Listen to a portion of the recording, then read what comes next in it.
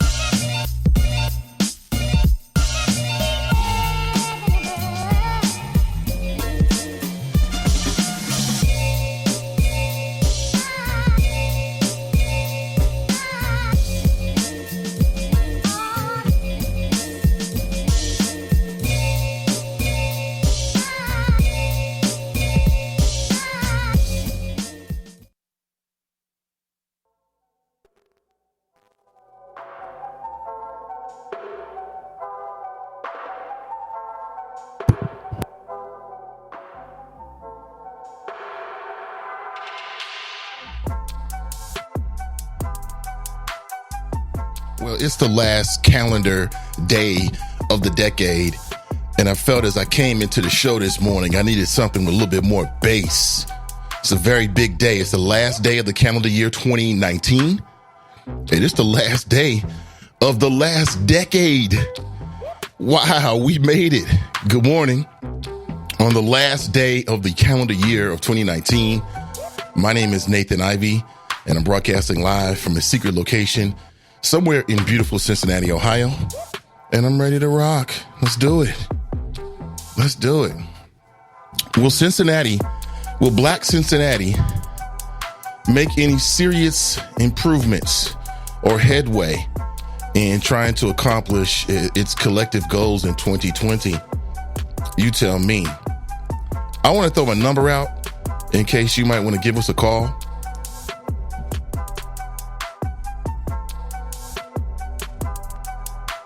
And you can use that phone number at 513-873-7134. Remember, open your mind before you open your mouth. That's it. Or else a tisk with the flick of my wrist. Man, 2020, I'm looking forward to it. 2019 has been quite amazing. Quite an amazing year for multiple reasons. I want to talk about the year in blackness, 2019. The year in black media, the year in black politics and black culture. And kind of look back over some of the things that we discussed over the past year, some of the highlights and the lowlights. It's quite interesting. We had a lot of fun. With the with the elections in November. Remember that? School board candidates. You had the municipal court judges that were running here in Cincinnati. That was a lot of fun. Very interesting. We got to know the school board members and those that were running for school board a lot better. And I think we had some of the best interviews that were done on that matter in that particular race. Looking forward to it as we get ready for the year 2020, because the entire year, it's just highly politically charged times that we are in right now as we move forward, 2020, 2021. I mean, here in Cincinnati, you're talking about significant changes. You're talking about the possibility of having an all-female Hamilton County commissioner with two of those females being black females. That's historic. Either way, doesn't really matter. You're talking about changing who the Hamilton County sheriff is. We're talking about races that will determine who the Hamilton County prosecutor will be. And I'm overlooking and skipping over a lot of races that are going to be happening. And I plan to be ground zero here, your eyes and ears, your independent eyes and ears on the scene when available and impossible. But to have those conversations so that this platform can be yet another resource for you if you live in the Hamilton County area, if you live in the greater Cincinnati area, and you're inclined to those kind of conversations, make sure you keep your eyes on the Nathan Ivy Show, Cincinnati's first and only daily digital show that focuses on what's happening with black folks, 9 white people, and the people that live next to them. Listen, this morning, like I said, I want to reflect a bit. There's a little bit of sort of current events I want to talk about, just a little bit, not a whole lot. It seems like they got a stop and frisk policy over in Kenwood Mall. So Kenwood Mall is in the suburb. Kenwood is a mall is in a suburb of Cincinnati, a Kenwood location. And if you come to Cincinnati, people might suggest if you visit here, that if you want to go to a mall, that you go to that mall. It's about, how many minutes would you say it's from downtown? I'd say 20 minutes at the most, probably about 15. Somewhere between 15 and I say about 15 minutes from downtown, maybe a little bit less. Not too far, actually. Nice little pleasant one straight drive on I-71, although they're doing construction. And it get a little irritating at some points of the day because you'll be sitting and standing. But out in Kenwood Mall last year, they had a whole bunch of black teens that took over the mall. Everybody was all crazy about it. Oh, the teenagers. And teenagers were arrested. There was a video that went viral because it was violence. And since then, Kenwood Mall has decided to put in a curfew policy for anybody that's under 18. Well, it looks like a man was arrested after arguing with police who were trying to enforce the Kenwood Mall curfew. Right? I just knew this was going to happen. And this is an 18-year-old. So when you create, so here's what we got to understand. That when you create a new policy that says that anybody under 18 can't come in here unless they're accompanied by an adult, then you put members of law enforcement or security guards, and it's their job to check the IDs, it inherently is going to cause conflict. Because you're going to have people that are 18, but they look 17. You know what I'm saying? You're 19, but you look young. So the police or the security guard, the officer, they don't know. They're getting paid to do a job. And inherently conflict starts. So on Saturday, apparently an 18-year-old man, that is a grown man, his name is Raquan Brooks from Avondale. They got it all in here. He was charged with criminal trespass and disorderly conduct, which are both misdemeanors. Oh, boy. That's not a good way to punctuate the holiday season. You didn't caught a case. In fact, you caught 2 cases. Not good. Not good. But apparently police stopped him and said, hey, you check that ID. He's like, ID? Ask me for no damn ID? And just went off a little bit. Or maybe not. But anyway, he ends up arrested with 2 charges. That's something. Now, the new policy requires anyone 17 or younger to be accompanied by an adult. And I don't know if people are monitoring this to make sure that 16-year-old white kids are being stopped and asked the same thing. Because we know the non-white kids are going to be stopped. We know that. Well, what's your name? Raquan? Okay. Let me see ID, Raquan. Raquan Malik. Let me see ID, Malik. What movie is that from? If you like obscure pop cultural references that come out of seemingly nowhere during a flow, you're going to love the Nathan Ivey Show. You are going to love this show. Man, so I said stop and frisk. I'm not sure if it's really stop and frisk. I know it's a very bit of salacious headline, but it's kind of like stop and frisk. Kind of. Do you see this as a problem? Is this going to be a potential problem? And who's monitoring this to make sure that all of the kids, not just the non-white kids, are going to be stopped? Let me see your ID. There was someone who said initially they thought it was unfair treatment and they just didn't like the idea. Maybe that person was right. Maybe. I don't know. But I do want to discuss it this morning at 513-873-7134. As we ride the wave, the black digital wave, each and every morning here, harnessing the power of the internet to speak to the masses and beyond. All of the coolest shit is on the internet, period. Don't tell me I'm lying. Everything else is old school. That's how it goes. Good morning. And if you haven't already done so, please like and in particular share today's show so people can hear the flow. They need to hear the gospel of flow needs to be heard by more people. Again, I look at us as an oasis in Cincinnati. It's an oasis of very intelligent, highly motivated individuals.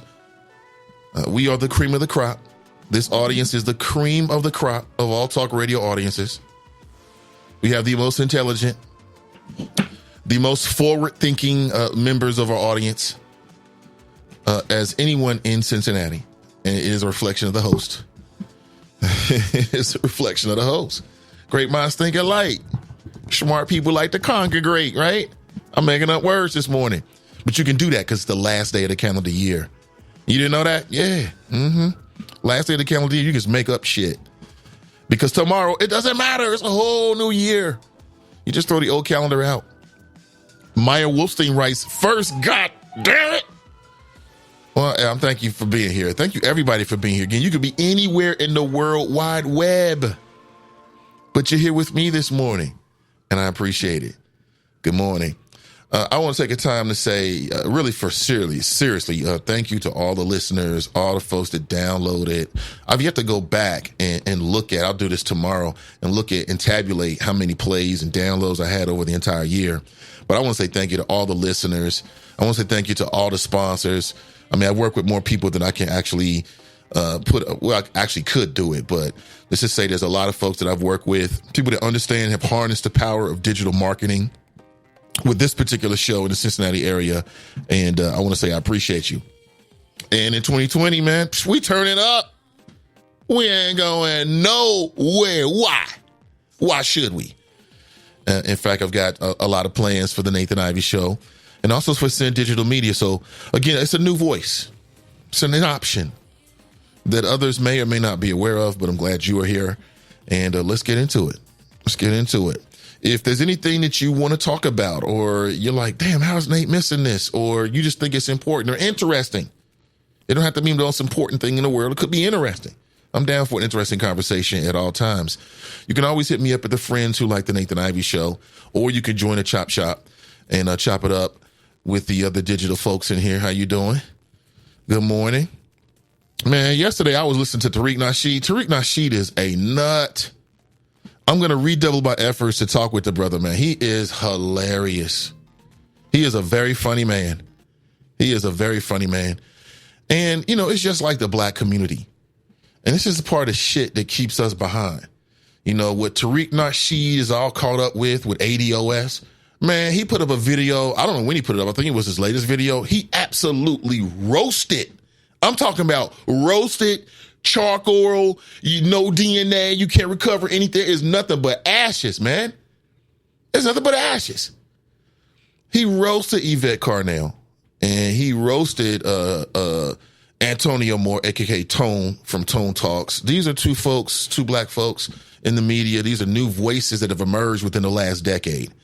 And they have very large audiences, and they're becoming more and more influential. I think both of them are. I can't gauge who's more influential, Yvette or Tone. They're working together, which I love the idea of these people working together. I'm all about that. And what I thought was interesting is, you know, what they're going through right now. I bet that happens a lot, and has happened a lot over the years in the black community, where, you know, these two forces come together seemingly to fight against racism or whatever, to fight for the benefit of the community. They end up fighting each other. I watched the video. Tariq Nasheed is a nut. He is dumb as hell. He's super dumb, stupid. The things that he was saying about Antonio Moore and also Yvette Carnell. I mean, you talking about receipts. You talking about, I won't call it viciousness, because this is the internet. This is what people do. It was quite interesting. And so if you don't know, Yvette Carnell, black female, she actually, I'm not sure where she started, but she came to my attention when she was working more directly with Dr. Boyce Watkins on some website they were working on. I think it was like Breaking Black or something like that. I can't remember. But I thought it was useful information, and it was all centered for African Americans, for black folks. Pardon me. They fell out over seemingly money. Yvette Carnell posted numerous videos like, oh, Dr. Boyce, you over here acting like you some multimillionaire and you got it all down. You can't even pay me.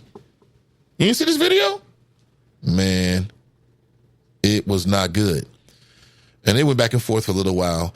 I'm not sure when she teamed up with Tone, because I sort of like, they were off my radar screen while they were developing a movement that a lot of people think is right. It's called ADOS, the American Descendants of Slaves. And on the surface, essentially what they're trying to do is they promote reparations and other issues for the people that fall under the category as they define it. Again, American descendants of slaves. And they got a website up, and you can go check it out for yourself. And their movement has gotten national attention because, members of, politicians are asked about it. I mean, it's become, at least early on, it came up in the debates anyway, not ADOS, but the idea of reparations. And then Antonio Moore was an attorney or is an attorney, and then he started doing videos online on YouTube, and it took off. So they even had their first conference, or maybe it was their second conference they had. Was it in Louisville this year? It was in Kentucky, because I was thinking about going to it. It was not too far away. And I watched the videos afterward, like it was a nice event. Well, since then, now you got Tariq Nasheed. Now, Tariq Nasheed is a brother who's been around for a long time. I mean, I would just say that Tariq is just like multi-talented. I mean, the first time I ever saw Tariq Nasheed, he wasn't even talking no black stuff. He was talking about relationships and how to be a Mac and all this kind of stuff, how to bring the Mac out in you. I might forget that, right? When Tariq Nasheed first hit the scene, he wasn't on no black stuff. Not in terms of what he was talking about. He was relationship guy. He was black relationship guy, and he'll teach you how to get any girl you ever wanted. He'll teach you how to get the ussy and all this other kind of stuff. That was what he talked about. At some point, he made that transition, and he started doing more politics. And before that, he started a series of documentaries called Hidden Colors, which I think is seminal. If you ain't read it or not read it, but if you haven't watched any of the videos, and you should take the time to do that. It's worth your time. It's like 5 volumes at this point. So, he's done some stuff. He's got, and then after that, he became that black guy on TV. He used to go on Fox News, the whole nine, get yards. And then at some point they said, you know what? We're going to control you, nigga. We're not going to put you on our cameras anymore. So he went on YouTube and has been a pioneer on YouTube. All right. And some of the things that he puts out, people go to on a regular basis. I talk about it. A lot of folks in the audience, watches and consume his work as well. They should. And he's very entertaining. And he goes after everybody. He went after Roland Martin. I dance. I remember sometimes you'll see the choppers, they'll be saying, I dance. That's from a little bit of skit that Tariq Nasheed made about Roland Martin. And I like Roland Martin. I think Roland Martin's a pioneer. And, but it was hilarious. It was very hilarious.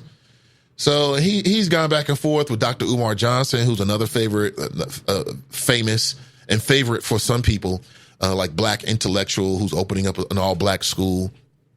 I mean, the guy's prolific. He went after a.k.a. Crispy. Crispy, you know what I'm talking about? What's the guy's real name, Fame? Pardon me.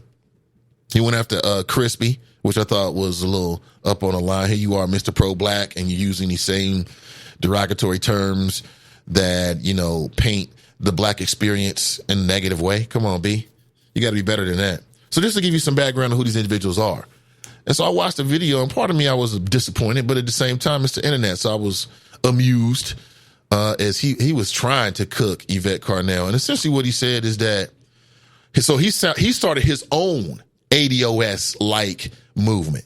It's called Foundational Americans. I'm not sure. I know Foundational something. And or Foundational Black Americans or something like that, which is very similar to ADOS. And so people was raising their eyebrows like, what? Well, you trying to, you see them do it, now you trying to do it. But the way he explained it, he looks at it the other way around. It was quite interesting. I got some of the audio for you. I mean, he was cooking with hot grease. Whew. He essentially said that ADOS, there's a lot of people out there right now who support ADOS. I've seen the avatars and we talked about it. And like I said, I mean, people have been there's been rumors about ADOS being infiltrated by the FBI. And there's 2 ways to look at it. Number 1, COINTELPRO never ended. COINTELPRO continues to this day. It never stopped. It's one of the biggest lies about the history books. We're to the point where we're kind of comfortable talking about COINTELPRO, which was the government's surveillance program. They were surveilling black activists because they thought people like Martin Luther King were going to rise to prominence and free his people and then, balance the scales of money in this country. And, of course, that's why he was killed by an assassin. He was not killed by James Earl Ray. That's a fucking lie. and you've all been miseducated. Go find the truth. You know, he was silenced because of the power that people thought that he had. You know what I'm saying? And then you had the FBI, right? Its longtime director, J. Edgar Hoover, who is a closet homosexual, because back then homosexuals had to be in the closet. He basically was being blackmailed by the mob.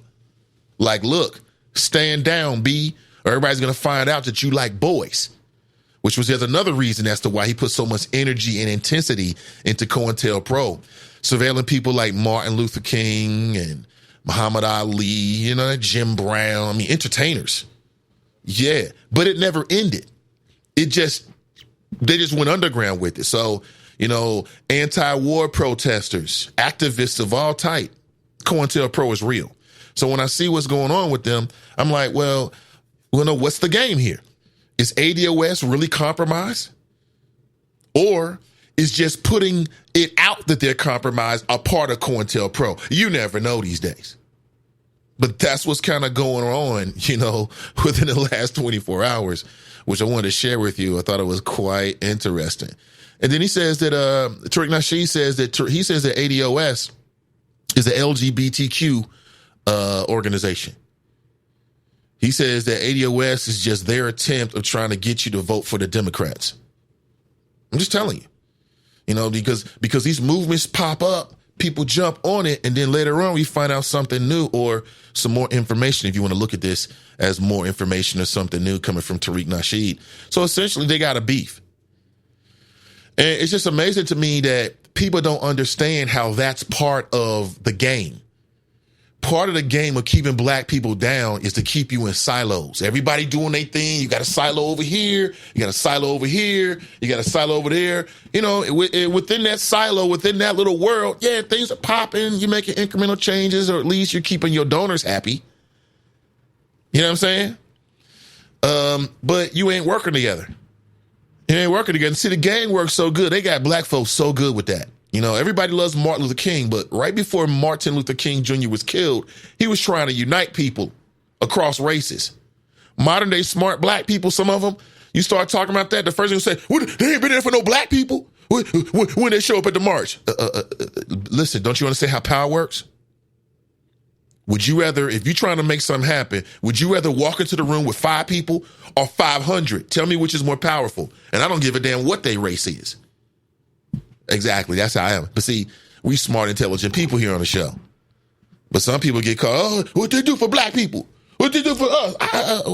We don't know, but we trying to move to the future, B. You know what I'm saying? People don't understand that. That's part of the game of keeping black people down. That what they wasn't there for y'all. Why you gonna be there for them? Like, you know what? You're right. Fuck them. And see, you got all these power. But see, I'm consistent though, because I remember when the Richardsons and the Smitherman was going hard. And my flow then is the same as it is now, which is it would be great if we could get all these powerful black people with all this influence and smarts. They can make shit happen to, instead of working against one another, actually work together. That'd be great. I feel the same thing about Tariq Nasheed and Yvette Carnell. I'm not really sure what the distinctions is between the two. It's like, oh, we black. No, we black. No, we black. No, we black. No, I'm black. No, I'm black. No, I said I'm black. Did you hear me say I'm black? I'm black. You know, ultimately, who gives a damn? You know what I'm saying? I mean, other than entertainment, dog, because I was entertained. Tariq Nasheed is a damn fool, man. He is a fool. He is hilarious. And he understands the digital world. I will say that about him. That man knows what he is doing. He's a very smart man. Again, if you look at Hidden Colors, you know what I'm saying? But that's what I see. I mean, so ADOS is fraudulent. If you talk to people from ADOS, they say that Foundational American Group is fraudulent. Oh boy. And if you talk to the Foundational American groups led by Tariq Nasheed, they're going to say that ADOS is fraudulent. Oh boy. You know what I'm saying? That's how they get us. That's how they get us. And I'm surprised that Tariq, I mean, as far as intelligent and bright, well, see, I know what it is. Tariq is intelligent and bright. He knows this is some BS. I mean, he just did like a 1 hour video talking about whether he thinks Antonio Moore is gay or not. He's got a bounty out there for anybody who can find a photograph of Antonio Moore with a woman that he's actually in a relationship with or has sexual relations. Now, he didn't come out and say the guy was gay, but that's essentially what he was implying in his flow. So, you know, so just so y'all know, I'm just telling you, this is what's being said. I'm not saying this. This is what's being said out there. You like Tariq Nasheed, taking up with him. So that's what's being said. Like ADOS is an LGBT, a gay group, right? And they're out here trying to turn people primarily toward the Democrat Party, right? And then Tariq Nasheed feels like basically they were stealing his flow and riding his coattails. So he started his own group. I mean, it's the state of the black digital family as we go into 2020. This is what it is. Good morning to you. I know you've been paying attention. I see Drop's in the house. What's up, Drop? Good to see you, brother. I don't know who the caller of the year is for the Nathan Ivey Show. Who is the caller of the year? You know what I'm saying? I mean, there's a few people that can come to mind. But I bring it to you, the choppers. You tell me, who's the caller of the year? Good to see everybody. So quite interesting. So for all the people that had your ADOS t-shirts and you was rocking ADOS, you might want to tune into what they're saying. You might want to know what's going on. And again, to me, I'm like, damn, you know, like to me, how much more powerful let's say, because the name don't really matter that much to me, but let's say you get these two entities that come together, right? You got Tariq Nasheed and Yvette Carnell and Antonio Moore. They all came together. That would be far more, I think, impactful, but I get it.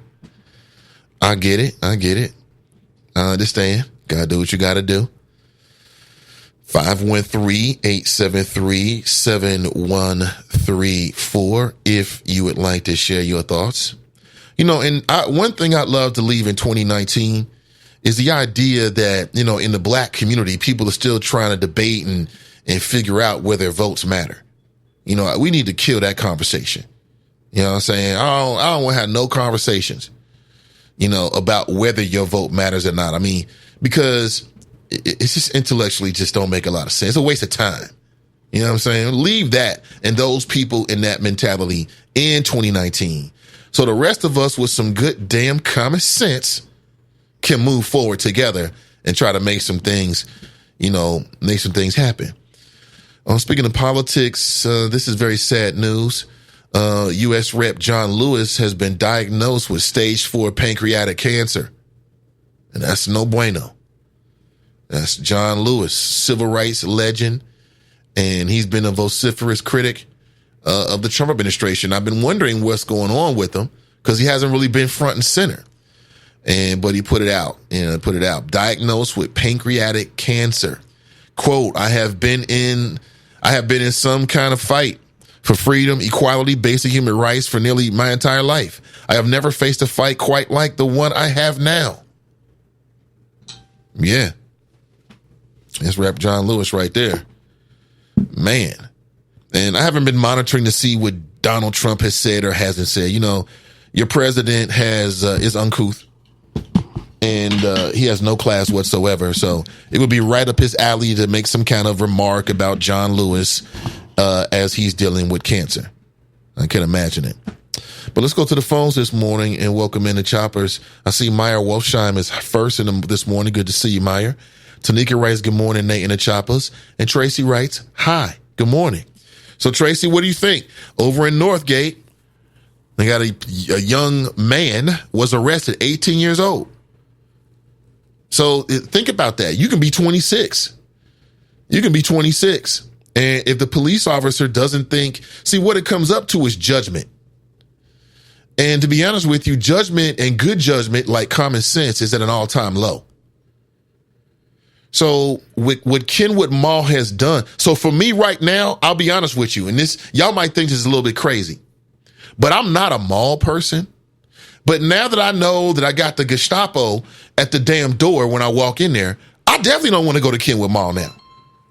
You know what I'm saying? I'm in my 40s, but I got a young looking face. I'm in my 40s, but I got a young looking face. So they might mistake me as being 18. It could happen. I'll say it again. I'm in my 40s, but I got a young looking face. So if I go out to Kenwood Mall, they might. I know I'm joking, but you get my point now. So you could be 26. They don't know. Let's go to the phones. We got Donnie B on the line. What's going on, Donnie? Good morning. Good morning. I just called to say quit playing. You know I'm caller of the year. Don't do me. I would say best new talk voice of the year. That's what I've been saying. Come on. The only person who might be able to beat me on the phone calls is Spain. Where you at? What's going on? How was the holiday? Happy holidays. I just wanted to call in and say what's up on the last day of the year for the Nathan Ivy show. I appreciate that. So, Northgate, where's my boy Glenn at? Tell him I'm coming to him on Friday. But today I just want to say, here's my thing with the Northgate Mall situation. And I want to put this out there. I am not condoning the violence that the kids were engaged in. That's not what I'm saying. But my problem is the media always takes what African-American teens do and over-sensationalizes it and exaggerates it. So you got 200 teens at Northgate Mall. A handful of those teens, not even 10%, get into a fight. And the new narrative is there was a riot at Northgate and 200 teens showed up with the intent to have a massive street brawl, and that's what occurred, and that's not what happened. 4 or 5 kids had a fight, but because our kids are black, the police and security come in and throw all 200 of our babies out, and the new narrative is our kids are heathens, misbehaved, and I'm like, y'all don't do that when 3 teens get caught that are white shoplifting at Kenwood.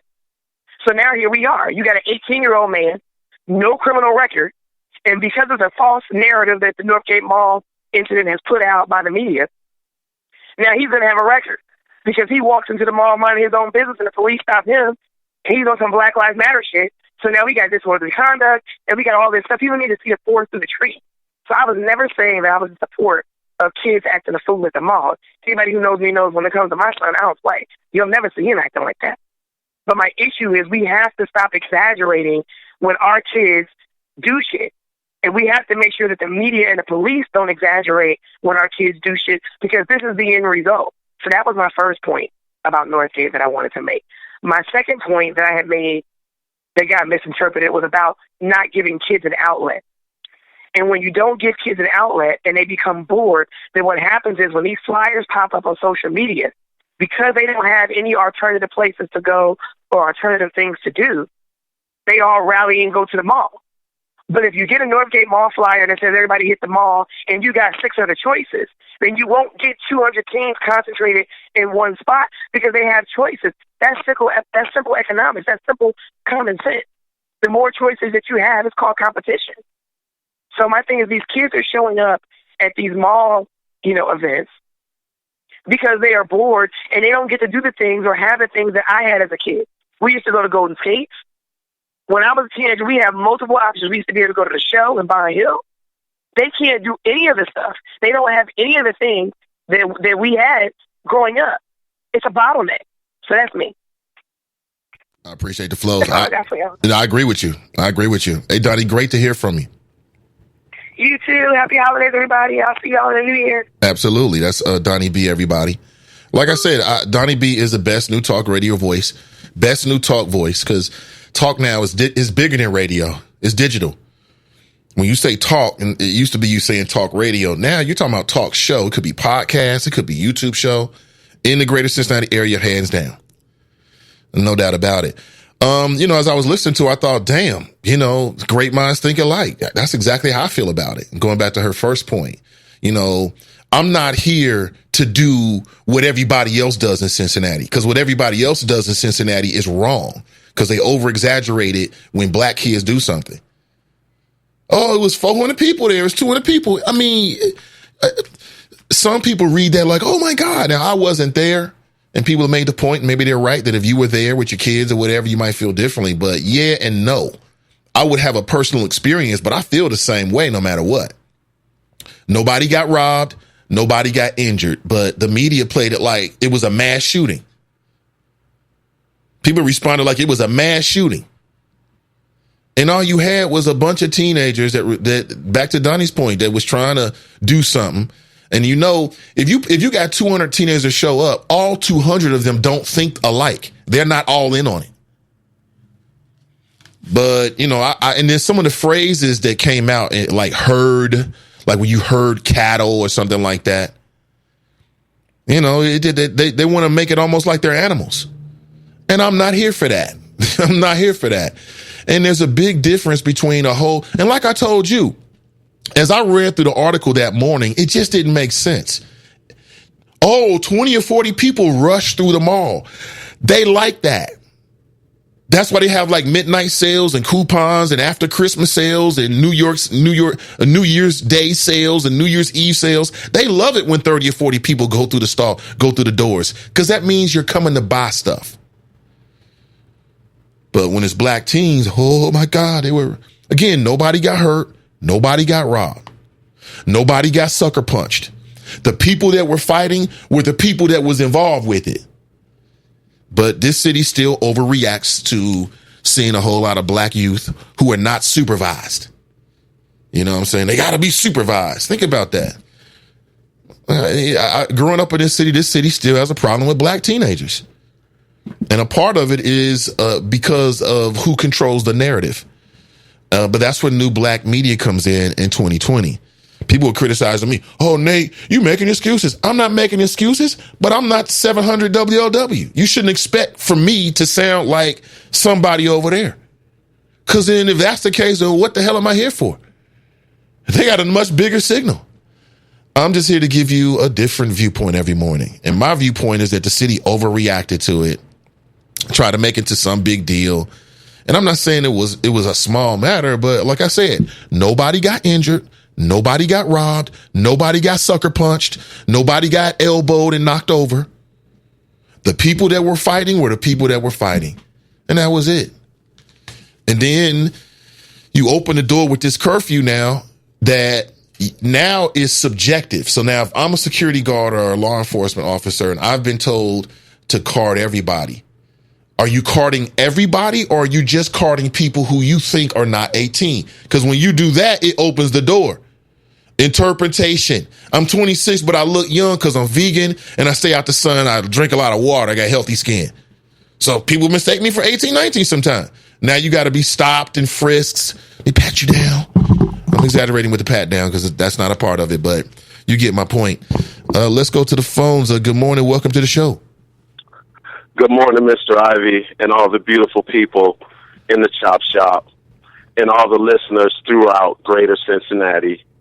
This is your West Side Connection, Drop Squad 52, highly rated, truly motivated, and dedicated to the Nathan Ivy Show, which is powered by Sin Digital Media. I like this. Good morning, sir. Good morning. Welcome.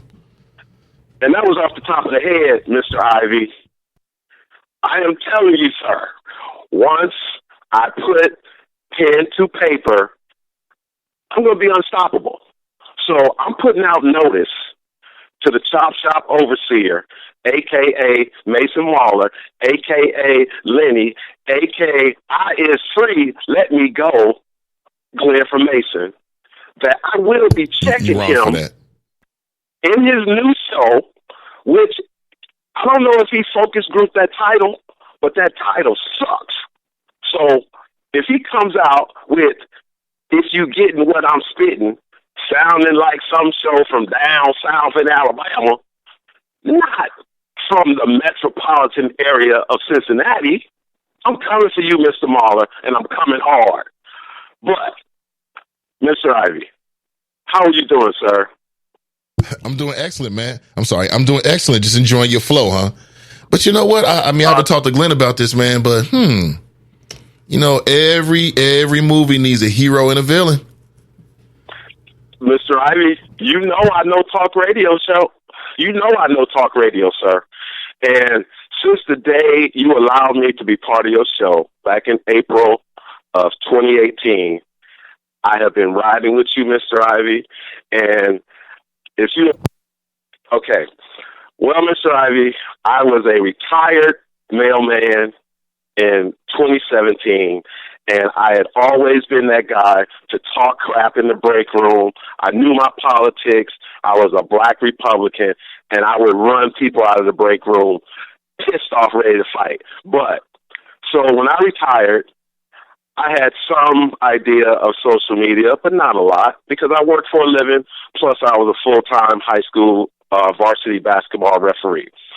So when I retired, I wanted to do my own show, so to speak. So I started on YouTube, and I started to get good at it. I was putting together these little clips of Rush Limbaugh's radio show. I was throwing in parody videos during the commercials, and people started to notice. So I got hit with the copyright, and I got kicked off in April of 2018. So I said, I'm going to go and do a podcast.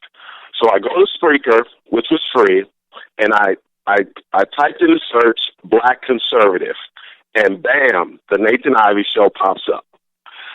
So because you had a phone number that I could call in, and you had the chat room like they had on YouTube, which was where I spent most of my time, I said, this is the place for me.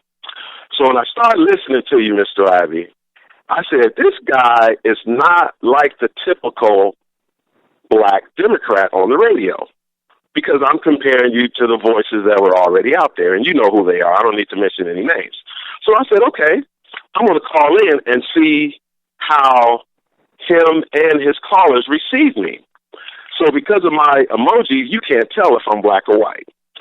So when I got into your show, Mr. Ivey, it was like I was in heaven, because I had people calling me the KKK. I had people calling me a bot. I had people saying I wasn't really black. Oh, Mr. Ivey, it was beautiful. And that is the story of how I found the Nathan Ivey Show. And fast forward almost 2 years later, I am still here. And on this final day of 2019, I am the front runner for the Caller of the Year. Give that man a round of applause. Well, Mr. Ivey, do you think I am a legitimate contender to be the Caller of the Year on the Nathan Ivey Show? No doubt. Absolutely. Well, I appreciate the nomination from all the choppers, and my number one, Lady Chopper, A-Ray, Angela, Chocolate Girl Wonder, Tracy, Sister V, TNT, Mrs. Love being black, Kamara, Queen of Wakanda, Pam, get out the shower, Pam. All the beautiful people in Cyber Wakanda. Mr. Ivey, I hope 2020 is everything you expect it to be, because I know, because you are a powerful, influential member of the media and a living legend in Cincinnati radio, because if they ain't talking about you, Mr. Ivey, you ain't relevant. So on that note, Mr. Ivey, thank you for taking my call. Thank you for allowing me to get my flow out. And on the last day of 2019, I was really hoping that the conceited bastard and Mason Mahler would have shown up in studio and accept your invitation to enlighten the people of Cincinnati in studio. But of course, Mason Mahler is afraid to face the alt-middle. So on that note, Mr. Ivey, I will wish you the best for 2020. I'm going to be right here with you, sir. And I'm telling you, Mr. Ivey, big things are going to happen for you in 2020. I just feel it. I don't know why, but it's something about your generation that are making things move in this country. And it's going to be exciting for all the people who listen to you throughout the Cincinnati and across America, because you have listeners all over the country, not just in California and Cincinnati, but they're everywhere. So on that note, Mr. Ivey, drop Squad 52. Dropping science to anyone who wants to catch it. Peace, love, and soul. I got to rack him. He said soul. He said, now you hear him laughing? Well, at least he didn't blow me a kiss like he did like a month ago. That was probably one of the most hilarious moments of the show all year long. Drop got caught up in his flow and blew me a kiss. I'm like, wait a minute. Did I hear it? And do I really want to acknowledge that I heard it? That's what went through my head real quick. That was hilarious. But, you know, what I would say is Drop has had a profound impact on the show. It's undeniable. You know, Drop reminded me this year of the power of what one man can do. He is prolific. I'm not exaggerating. He is prolific on Twitter. He is prolific, and his skills have grown, and the kind of media he's producing has grown. So I would love to work with you in some way, brother, for sure. I just want to continue in all ways and always. We're on the cusp of the Black digital revolution in Cincinnati. We are on the cusp in Cincinnati. That is not a boast. That's the truth. And everybody knows it. And we should all be proud of that. And 2020 to me is just, I'm just excited from a political standpoint because I like to see what's going to go on. I think it's a lot of opportunity for change as we get a whole new,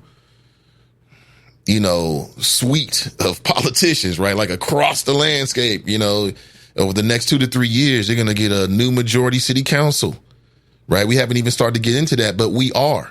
I'm starting to see that, those that run for political office are starting to make more and more noise, getting in the news more and more. And we 2 years out, baby. It's right around the corner. Of course, in that year, we're going to decide who's going to be the next mayor of Cincinnati, which can be huge. What kind of city council do you want? But what kind of mayor do you want? And the way I look at it is this. We should make that decision first and then make them fit it. You know what I'm saying? Not who's the nicest or who you like more, but who do you think it will be best to usher Cincinnati further into the future? Because Cincinnati is a city of the future. I say this again. I say this to inspire people in Cincinnati. Despite what we know, we talk about poverty in the city. I'm not saying the city is perfect, but Cincinnati is growing. It is expanding. People are coming to Cincinnati and coming back over and over. Young college kids from out of state are coming to Cincinnati, going to UC, going to Xavier, and staying, strongly considering Cincinnati. And, there's like one bar per person. So for those that like to consume alcohol on the regular in public, there you go. Got everything you need. Here's my number, 513-873-7134. Who is the caller of the year? Who is the caller of the year on the Nathan Ivey Show? I mean, you got some strong contenders. I will never forget that conversation, though, with Donnie B. It wasn't this year. It was last year or the year before that. That was hilarious. We were talking about the judges. Oh, my God. We chuckled. She and I have chuckled about that many times. That was hilarious. I don't know, 2020. And then what happens is, I think, from my standpoint, is people's interest in political shows goes up when you're in a political year because they're looking for information about it and they're looking to get information and they're looking to have those kind of conversations. At least that's what my opinion is. I could be biased. In fact, I'm totally biased. But again, the caller of the year, who was that on the Nathan Ivey Show? Determined by the choppers. It's real simple. Hey, what's a quick app where I can do a poll and then post the link inside of here? Anybody know a good app? I'm on a PC, so anybody know a good app for a desktop that I can go to real quick? Let me see. Something's coming to mind that I've used before. Drop writes, good morning, choppers. Good morning. We just talked to Drop. Miss Tiffany writes, good morning. Kush writes, good morning, Nate and the choppers. And good to see you. Miss Marla writes, morning, Nate and the choppers. Hashtag get lit. Hashtag stain of impeachment. Hashtag 2020 vision. Ironically, 2020 vision. I like that. Ironically, hold on. I need to do something for my vision. I can't see them. I got some new contacts. And, I've been kind of breaking them in. And for whatever reason, at this moment, they feel very blurry. Hold on 1 second, choppers. I'm not going to leave you with dead air. I'm not going to do that. But you know what? Here's what I'll do. I'll just take a break and at 9 and I'll take care of it then. It'll be a much better transition that way. CJ's in the house. He writes, good morning, all. Good morning to you. Danieta's in the house. She writes, what's up? Good morning, guys. We heard from Danieta, and she'll be live at 12:30 this Friday. CG Dub writes, good morning, choppers. Ashley's in the house. Good morning, Nathan and the choppers. Good morning to you and that beautiful child of yours. Beautiful. I just love that stuff. I love all the positivity on my Facebook page because, dealing in media and going through stories, I see so much pain. I see so much violence. I consume all of it. I see so much ratchetness. I see it all the time. I can't get away from it. I read so many, stories that just don't have an overall good ending.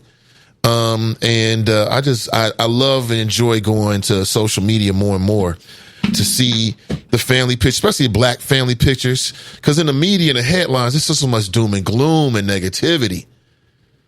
So I enjoy that. It's beautiful. Sharp writes, good morning, Nate and the Choppers. Black Russia's in the house. That's right. Black Russia left for a little while, came back. He's free now. It's good to see you, brother. Glad to see that. He writes, good morning, hashtag alt middle. Ray writes, good morning. She writes, grand risings all. She writes, this is Diana. She writes, wow, I didn't think about it, but you're right. Black candidates are everywhere in this city, right? They're everywhere. Oh, yeah. It's political season. There's going to be a lot of turnover, and there's going to be a lot to talk about.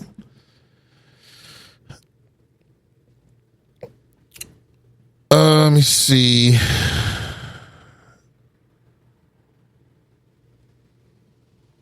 Breaking news, Barack Obama won the Gallup poll 12 years in a row and all 8 years in office.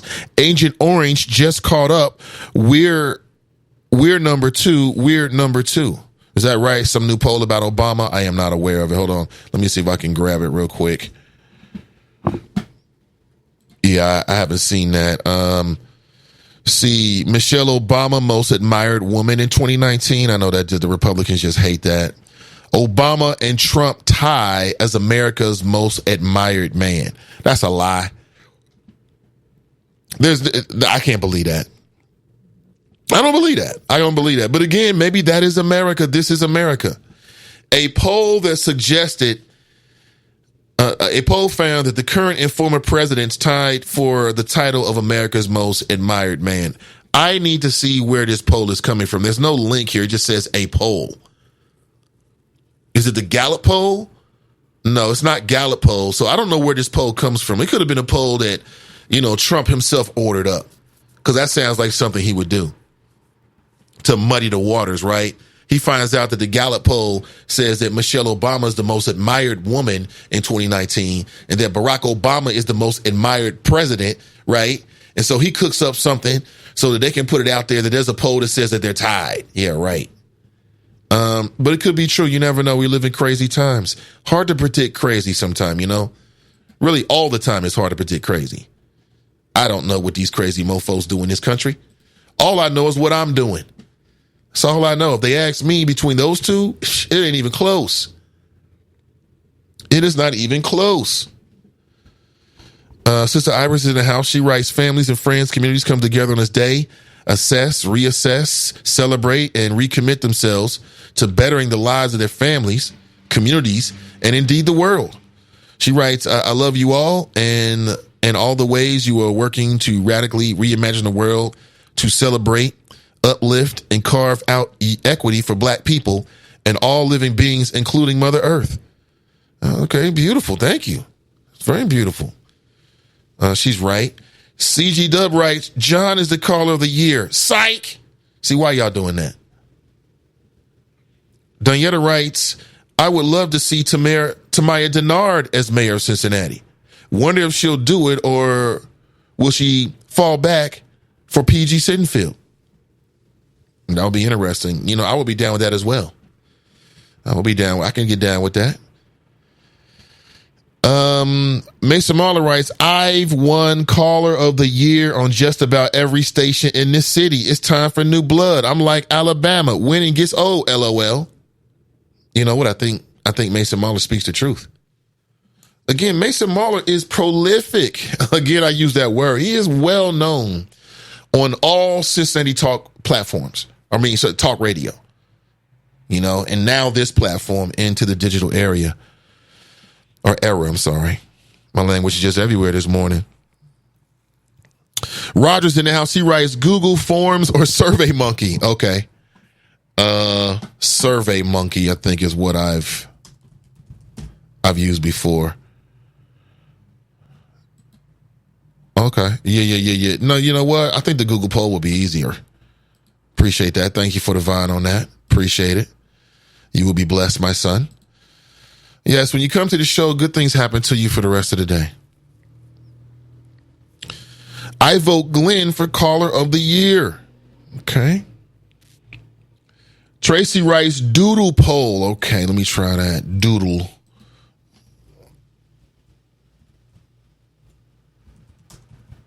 Doodle poll. Okay. Here it is. Yeah. Oh, I got to sign up and all that kind of stuff. Damn, they get you with this. It has got to have my information, man. You know, there's a website where you can sell your, sort of like digital information and then they'll pay you. Most sites don't do that. Facebook isn't paying you.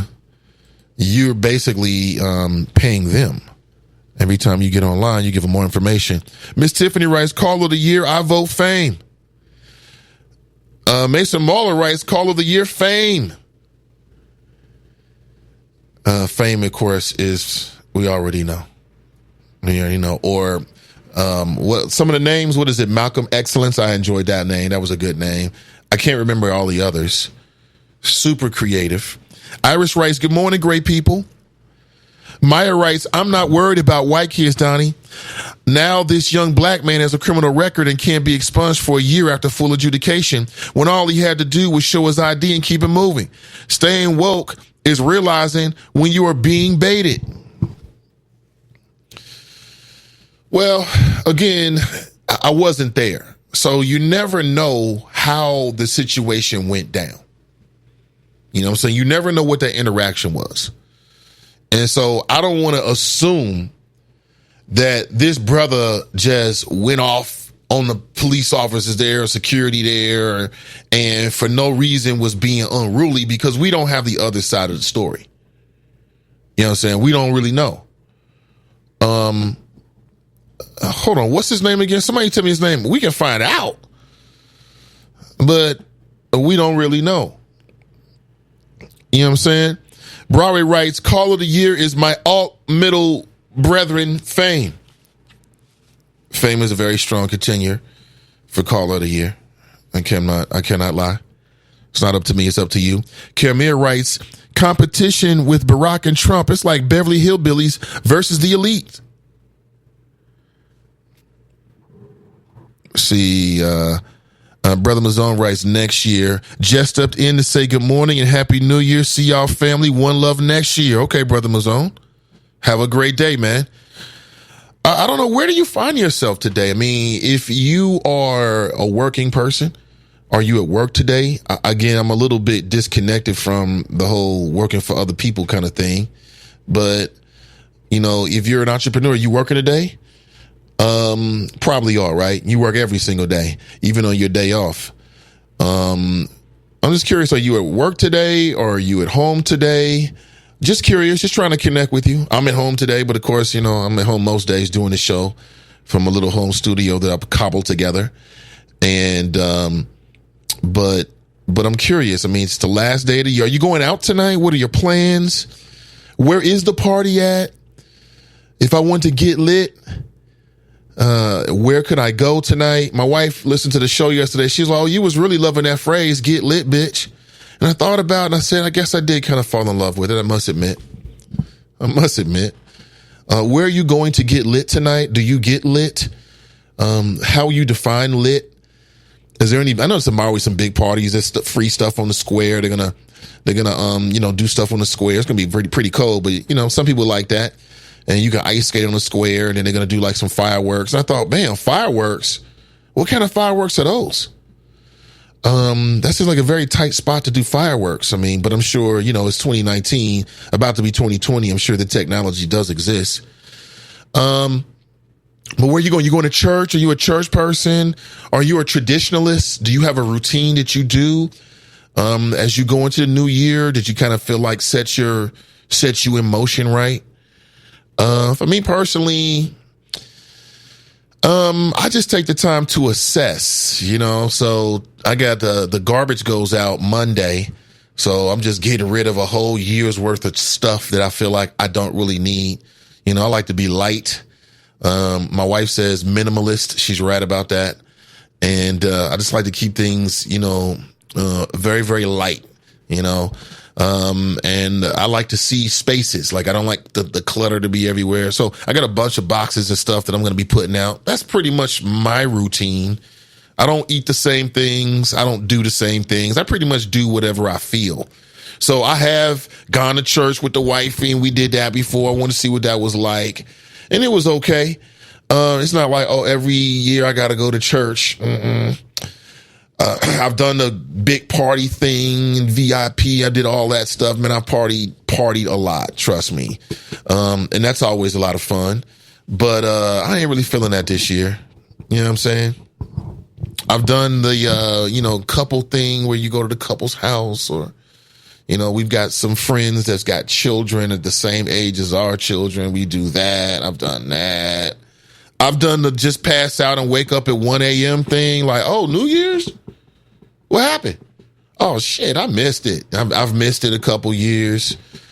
I've done the home alone, not just doing my own thing. I've done the home watching the New Year's Eve shows, because some people like that. Like, those New Year's Eve shows can be pretty good. You get a little comedian, some comedy, you get some music, and then you get the drama of, watching the ball comes down from New York Square, whatever, Times Square, whatever the hell it is. Have you ever been to Times Square? How many people have ever been to Times Square for New Year's? Have you ever brought in New Year's Eve in Times Square? I don't really have a bucket list, but that's something that I'd like to do before I expire. Just because. Just because I can say I put some pictures up or something like that. It can be my new Facebook avatar. What is the most, I'll say exotic, because I can't think of another word right now, but what's the most exotic thing that you've ever done, for New Year's? Now, you don't have to tell me your freaky deaky stuff. You can keep your too short freaky tales to yourself. But outside of that, what is the most exotic? You ever traveled somewhere, went out of town, something like that for New Year's? I would love to hear. I'd love to hear, because, it's my opinion that a good story is the currency of heaven. A good story is the currency of heaven. You get to heaven if you're lucky to get there, if you believe in such a thing. You ain't gonna have no money. All you're gonna have is the experience that you had when you were on earth. And part of those experiences are the stories that other humans share with you. So please share a good story with me. I'd love to hear. What do you do? Tracy writes, I watch the ball drop every year. Pamela writes, call of the year is Mason Mahler. I have to put a customer on hold when he calls in. He's like E.F. Hutton. High praise. High praise. High praise. See, Miss Tiffany writes, when I found out there was no restrooms to use in Times Square during New Year's Eve, I took that off my bucket list. Really? There's no restrooms? That doesn't seem to be very functional, very smart. No, I imagine porta potties, by the hundreds, just rows of them. There ain't no porta potties up in New York?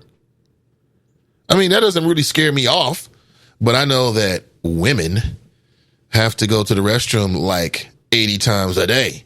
I know that. I had a running joke with my wife, because everywhere we went throughout our entire marriage, she's got to go to the restroom. So I started joking with her. Oh, you just like the decor. You want to go in to see the decor? Go in there and go check it out then. And then one day I popped my head in a women's restroom just out of curiosity. And what I realized is that, again, that particular establishment, the woman's restroom was like light years ahead of the man's restroom. I popped my head in there, man. It was like music and sweetness in the air. They had ceramic tiles. I mean, it was just nice. And the men's restroom was looking like, after a UC football game. You ever seen that before? You don't want to. Scratch it from the record. You don't want to. Ashley writes, I am at work until 2 p.m. Then I am off for the rest of the week. I am spending New Year's Eve with my family at home. Renee writes, entrepreneurs are working today. Yes, they are. I already know. And you're working every day. And if you're not working, you're thinking about it. Diana writes, fame trying to catch me on Call of the Year. I'll let him have it. He's my favorite caller of my show, too. One of my favorite family members said I should make him my co-host, Joy. That's hilarious. Interesting. Let me see. Call of the year. Okay. I see a lot of people riding for fame. I think we definitely got a front runner. I'm sorry. I'm struggling to read this. I said I was going to go to break at 9, and I just haven't, and I need to real quick. Let me see. Tanika writes, I'm getting lit in the spirit at church tonight. Okay. All right. That is great. Diana writes, Nate, stop. You are not 18, 16 at most. See that you got jokes. Yeah, I get it. I'm not going to Northgate Mall because, they might stop and frisk me. They got this new policy where you can't go in unless you're at least 18 years of age. And they're stopping and asking people for ID. So that means they're making judgment calls. And, there's some people that look very young for their age. I just don't want to get mistaken for 18. Don't think I'm going to put myself through that experience. Now, why would I do that? Because I already know. I already know. CG Dub writes, go to Northgate Mall, Nate. Tanika writes, where's Bunky? That's right, where is Bunky? I don't know. Kermir writes, at work for half a day. Mason Marler writes, I'm at work. Drop writes, Broadway Flow, agree, Fame Rothstein, caller of the year. Okay. We got a clear front runner. It does not surprise me. It doesn't surprise me one bit.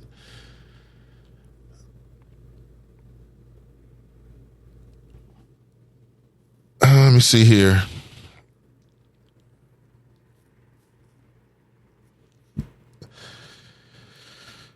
Yeah, that's exactly what happened.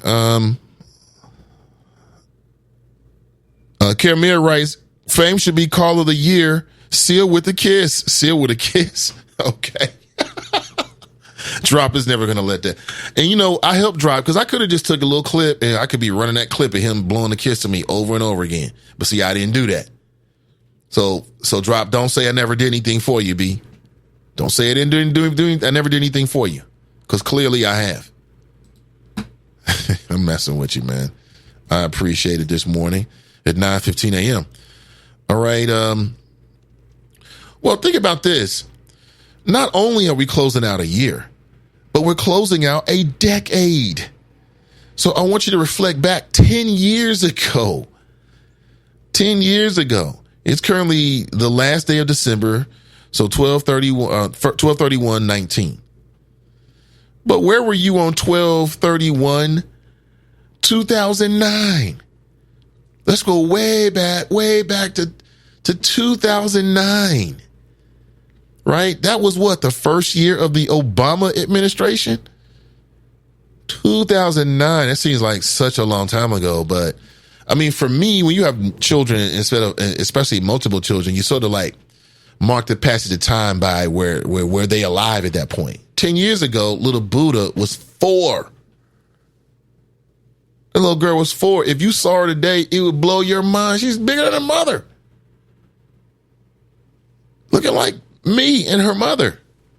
She was blessed. 4 years old. I mean, she was just a little girl. I'm trying to think, at 4 years old, she wasn't in school yet. She was going to her preschool, which is not too far from where we reside now. And it's just amazing. Junior wasn't even thought of. Junior wasn't even thought of. Now the boy's older than my daughter was 10 years ago. I mean, how old were your children 10 years ago? Can you remember? Can you conjure up that image? Were you living in Cincinnati 10 years ago? Were you in a different neighborhood, a different house? Where were you in your career? Were you still in college? Were you working where you are now? I mean, just think about that. I mean, that's what I do. Just kind of reflect. Let's reflect together. Just 10 years ago.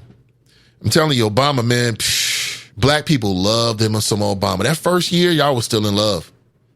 That first year, y'all was still deep in love. It was still a honeymoon period. The honeymoon didn't wear off until, when did the honeymoon wear off? I would have to say it was like year 6, 7, when people could tell, like, oh, he's not going to create a black agenda. As if he ever was. As if he ever was. But that was 2009. Man. 2009, I believe I was on the air. I was doing radio. I was talking every day, much like now. It's funny, in a lot of ways, the actual mechanics of talking, it doesn't really change, right? It doesn't really change. That's the one thing I noticed about doing podcasting or doing something from a home studio or some other place is that when you cut the lights on and you start interacting with people and the microphone is there, it's the same. Because most people are sitting in some studio. Like if you work in commercial radio, you're sitting in a studio. There's not an audience. It's just you, right? It's no different. I was just me. You may have a producer there, somebody, a board op, right? And they're running music for you or taking calls for you. But essentially, it's you in a room, which is kind of like it is now. It's very, very similar in that way. And the approach is the same. There's no difference. At least not for me anyway. King Colbar writes, a decade ago, I gave up alcohol. Best thing I've ever done. Best body of the decade challenge award claimed. Looking like 30, the new 40. No need for applause. I'll pat myself on the back. Hashtag accomplished King Colbar. That is hilarious, by the way. He said best body of the decade. He said, best body of the decade challenge award claimed. Looking like 30, the new 40. I think you mixed that up. It should be looking like 40 is the new 30, not 30 is the new 40. No need for applause. Okay. Tanika writes, I was childless 10 years ago. Huh? Broadway Flo writes, I was living in a natty in 2009. Were you? Mr. Marler writes, what was the black agenda? You mean back in 2009? Oh, I'm sorry. Flash forward to when the honeymoon was over. That would be what? 2013 or something like that? No. Let me back up. I'm losing my mind here. So he was elected in 2008, 2012. Yeah, I'll say 2014 or so is when the honeymoon wore off. I don't know what the agenda was back then. There was none. Shula Israel writes, good morning, Nathan and the Choppers. Who's going to the Christian church to get lit? Like those 2 men in Texas? See, you had to go there, huh? One of them got literally lit. And I saw an interview with the man. It was a white male security guard. He was a volunteer security officer. And I guess the church felt the need to have some kind of security. And so they were deputizing essentially people, training them on how to be security guards. He was a volunteer security guard. Man walks into the church with a shotgun. He ends up killing the guy. He shoots him one time. Think about this. And so I just got to make this point because we see law enforcement officers overreacting, firing multiple times. This man fired one time and then proceeded to go over and make sure that he secured the situation and all that kind of stuff. And I don't know his background. Maybe he's a member of law enforcement. But in the interview that I came across, essentially he said, he had to do what he had to do. Guy comes into the church with a gun. Nobody's trying to go out like that. And we talked to Forte, with Ride or Die. And they train people. He said that there are area churches that have similar setups, So he said, what did he say yesterday? Be careful. You don't want to go in some of these churches and act a fool is what he said. And I would agree. I would agree. I'm telling you, man, gun safety. Matter of fact, there's a video right now of a young black girl and she got a weapon in her hand and it almost goes really, really bad. Check this out. You can't see it, but you can hear it. Check it out. Shoot a nigga with the K. Idiot.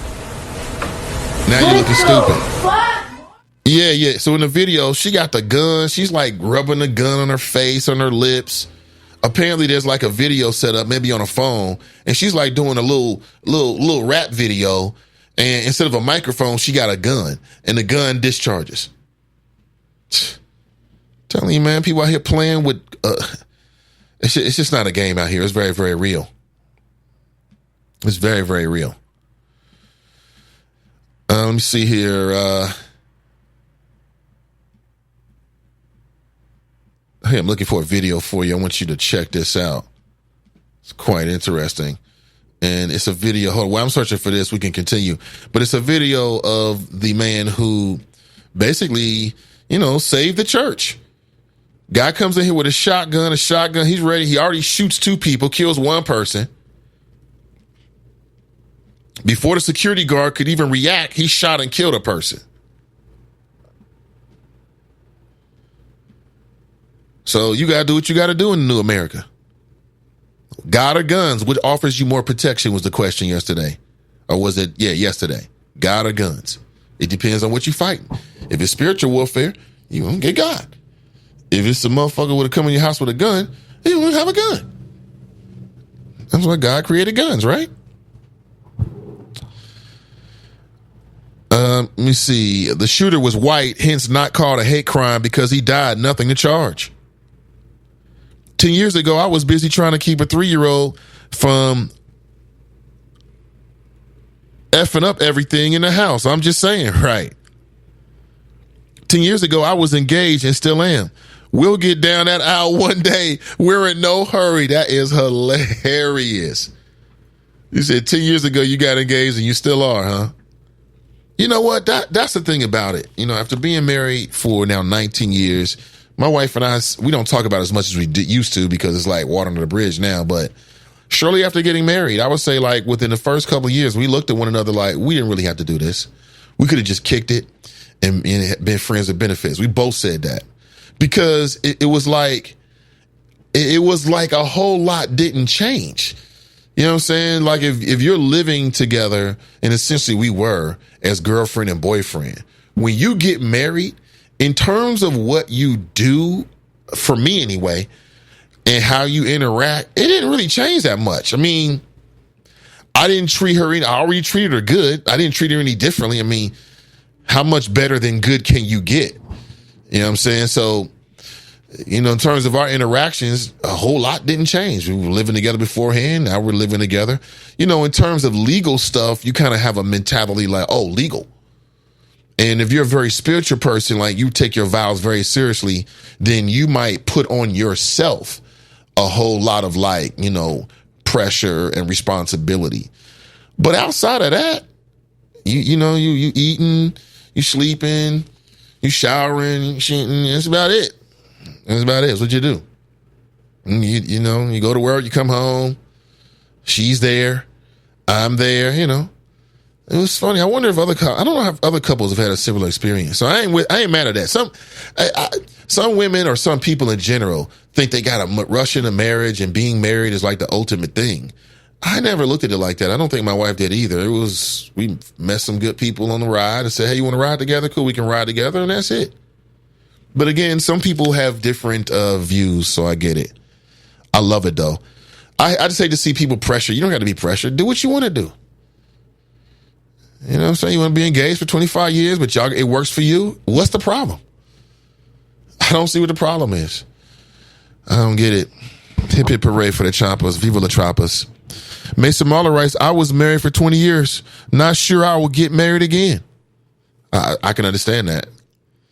I can understand because you've been married for like 20 years, unless it's like something really, really, really, really, somebody just like, I just can't pass this up. But even then, like I said, there's different levels of being together.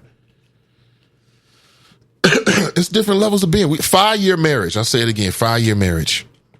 You're married for 5 years. No. Before you get married, you sign a contract. Here's what I'm looking for. At the end of 5 years, you sit down, look at the contract. Did you hit all your goals? If you did, you have the option to keep another 5 years, or you have an option for a civilized and legal separation. Now, how is that not better as an option than traditional marriage? I'll never understand it. You would never get a lifetime contract for your cell phone, but you do it with yourself. I'll never understand it. Oh, man. Anyway, let's see here. 10 years ago, I had an 8-year-old welcome my second child. So now your 8-year-old is 18 years old? That's beautiful, beautiful. Love it. 10 years ago, I was busy trying to think I read that. Tutor, God or guns, both. God gave me the guns and skills to shoot on sight anyone trying to inflict deadly harm to me and mine. See, Black Russia writes, probably Hebrew Israelites, Cam. Mike Jones writes, does that marriage contract have a trade option? Well, I mean, no, I don't think so. But, people start negotiating. Anything can happen. Mason Marler writes, I always wanted to get married and have a family. It was always a goal of mine. See, there's people like that who always wanted to get married. I get it. I respect it. To each their own. That's why I said male and female, because the perception is that only women desire to get married. That's not true. There are plenty of men out there that want to get married as well. Not as many, by a percentage. I don't think it's the same as women, but I'm just saying there's men out there that have always fantasized about having a family and having a son and doing the whole family thing. I don't know, maybe they saw it on Different Strokes or something or whatever, or maybe they grew up in a family like that, so they want to recreate it. But I have known plenty of brothers who felt that way. Plenty of brothers. Can the lamestream media hate to say the perpetrator is black or Hispanic, unlike when they are white or look like white Zimmerman? I'm not sure what I'm reading here. The stabber of the Jews was so-called black the other day. The shooter of the Jewish deli was so-called black. What?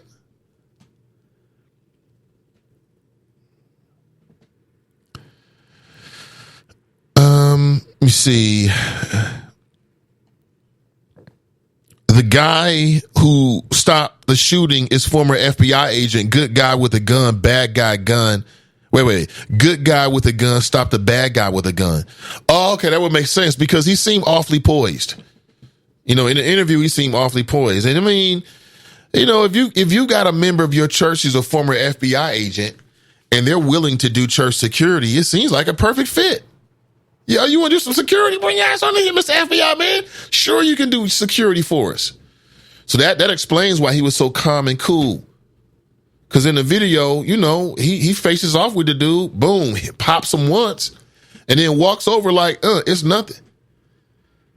Like it's nothing. Do you go to church? Does your church have armed security? Think about that. Armed security. Maybe the black church has always needed armed security, quite honestly. What am I talking about? The black church has always been under threat. You know that. You know what I'm saying? Maybe if they had some armed guards at that church in Alabama, those 4 little girls. Or maybe not. Maybe not. Maybe that was just fate. Nothing they could do about it. That could be the case. Let me throw the number out again at 9:31 a.m. 513-873-7134 is the number. We'll be right back. I am Nathan Ivy, live, local, and vocal, powered by Sin Digital Media, a new urban voice in Cincinnati. Don't go anywhere, and we'll continue the end of the year and the end of the decade review right after this.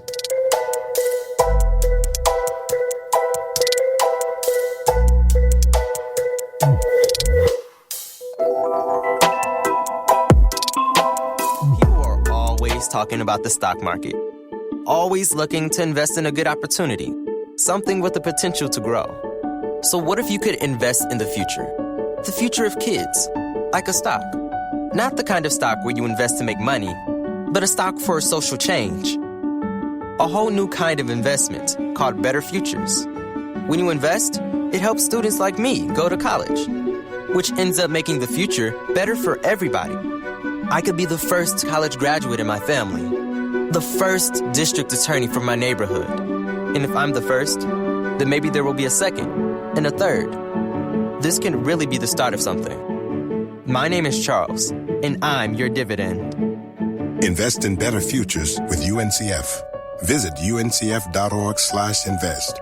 A mind is a terrible thing to waste, but a wonderful thing to invest in. A public service announcement brought to you by UNCF and the Ad Council.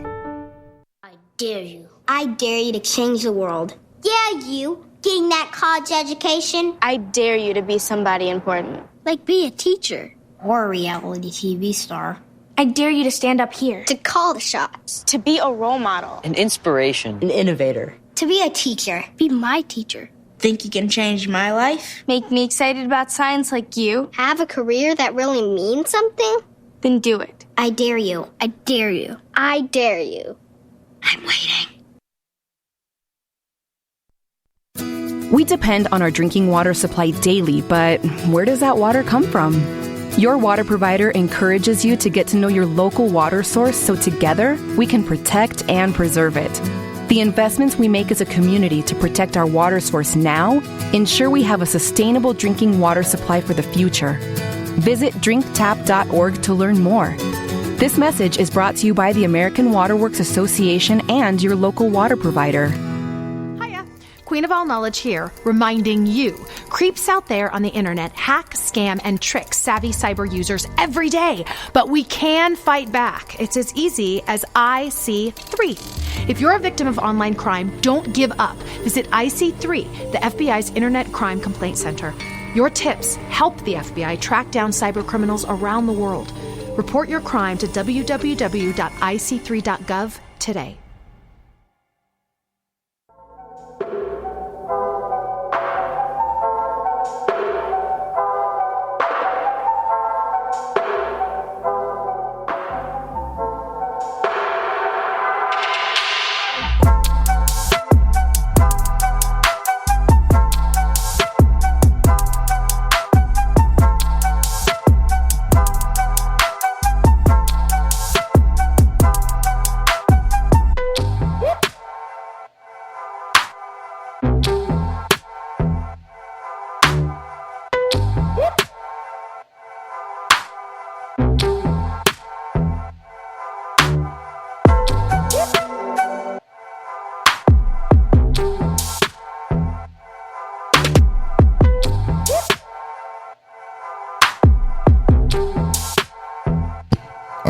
Everybody, back to walk the tightrope between profane and profound.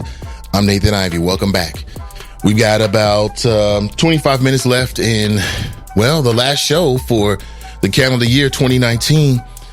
And I was going back this morning, and I've been doing over the last few weeks, kind of reflecting and looking at some of the show topics that we had like 1 year from today, just to get a sense of what we were talking about.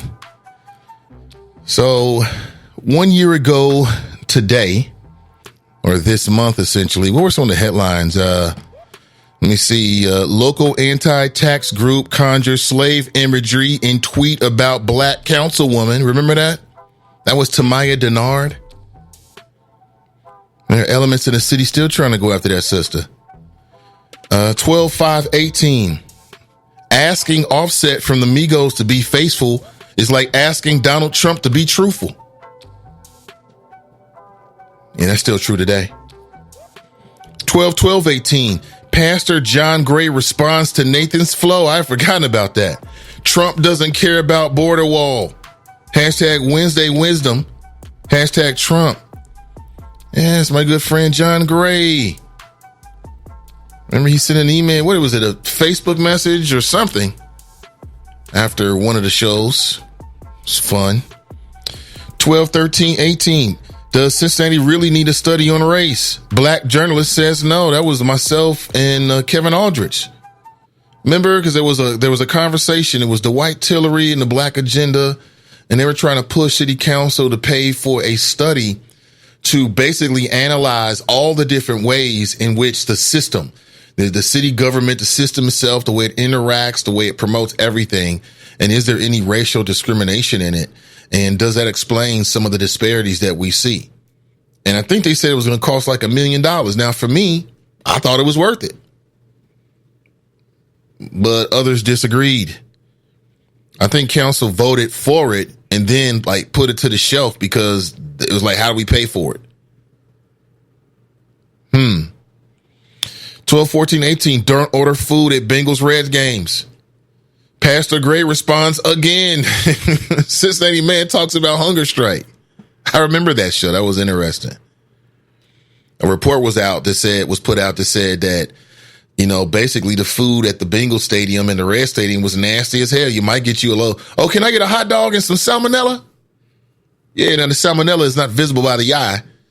You'll feel it later on. Yeah, don't eat when you go to the games. On top of everything else, expensive.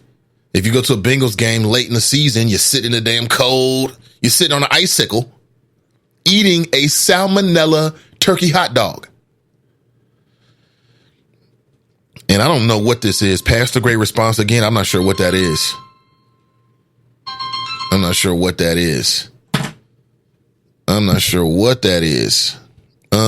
I think he put out a video talking about something. I don't remember what it was exactly. 12, 18, this is 1 year ago this week. We were talking about this couple of weeks. We were talking about this. Russia targeted black voters in effort to help Trump win 2016 election. 12, 27, 18, teenagers brawl in Kenwood Mall, right? So you flash forward. So we talked about that a year ago. You flash forward. Now there's an 18-year-old man is going to have a criminal record because he got into some kind of dispute or something like that, when he was at the trying to get inside. Apparently they asked him for the ID and it went south. It went bad. Let me see here. Here's funny. This is funny. This is prophetic. First show of the year, 1/1/19. 3 reasons why Marvin Lewis was let go too soon. I am prophetic. 3 years. That was the first show of this year. And now we found out that everything I said about Marvin Lewis was exactly right. He was let go too soon. I am amazed at how sports media in this town is so gleeful about a losing season. They are so like, hey, optimistic. I heard Joe Mixon on some sports show last night, right? I was in the car and was channel surfing and came across it.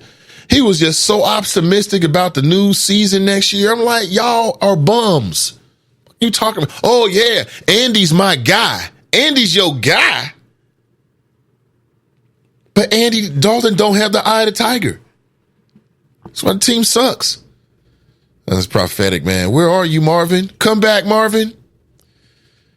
Surviving R. Kelly. Why black people are still going to listen to his music.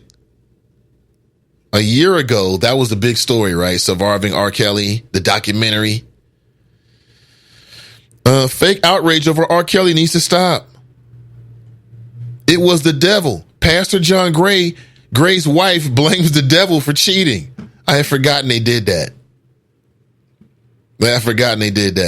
We got a call on the line. Let's go straight to the call. Good morning. Welcome to the show. Guy, how are you? Hey, how you doing, man? What's up, Fame? Yeah.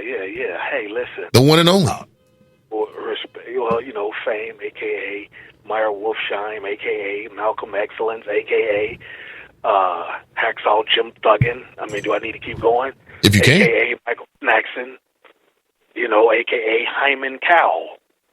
But anyway, drop this caller of the year because I would not take that abuse that he takes off of people. And they get up at 5 a.m. to do that, to get abused, called coons and all that kind of stuff. It takes a special kind of dude, and I give him all the props in the world because I'd have been done told these people, and I have. We can square up. You're not going to call me names just because you disagree with my opinion. You know what I'm saying? I missed that. No, you ain't missed that. I've been doing it for 3 years. I thought you was joking. No, I'm told dudes, I done put my address over this thing. Like, come see me if it's that bad to you. Ain't nobody coming to see you over no talk stuff. Get out of here, man. Stop that. No, I ain't going to be getting called coons. No. Those are the ones I was telling you about. Also, the boy at the mall, see, this is what adults do. We get out of the arrest. We handle the business. We don't sit there. But this is the trap that Colin Kaepernick has set for you all. Colin Kaepernick. Why are you talking so low? No, I'm sorry. Well, this is because I'm kind of at work. Oh, okay. I get it. Yeah, this is the trap that Colin Kaepernick has set for you all. What? How's that? Because making you think you don't have to capitulate. You know, you do. You know, when Sandra Bland got busted up and killed, you were still on commercial radio, and you were the first person I heard to say, "Listen, we've got to learn to comply and not try to assert our rights on the sidewalk." That was you. You know, put away $5,000 in case you have to go to jail. This is what you said back then when it happened. Because I remember calling in thinking we were going to argue like mugs. Yeah, I did. You know, and exactly. Yeah, I said that let the men take a stance like that. And to all the black female activists out there, you on some lonely southern road, that's not the place for it. Yeah, that's what I said. Yeah, and so same thing with this kid. Just show your ID. You're going to the mall. If you ain't got one, walk away. It's a fight you don't need. You know, that's what comes with, you know, but 18 is just legal age and not an adult. An adult would have realized, let me just walk away. Really? It's not worth it. Yes. Well, how do we know he didn't try to walk away?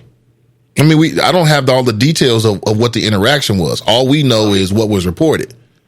And we both smart enough to know that just because that's what was reported, that don't mean that's the whole story.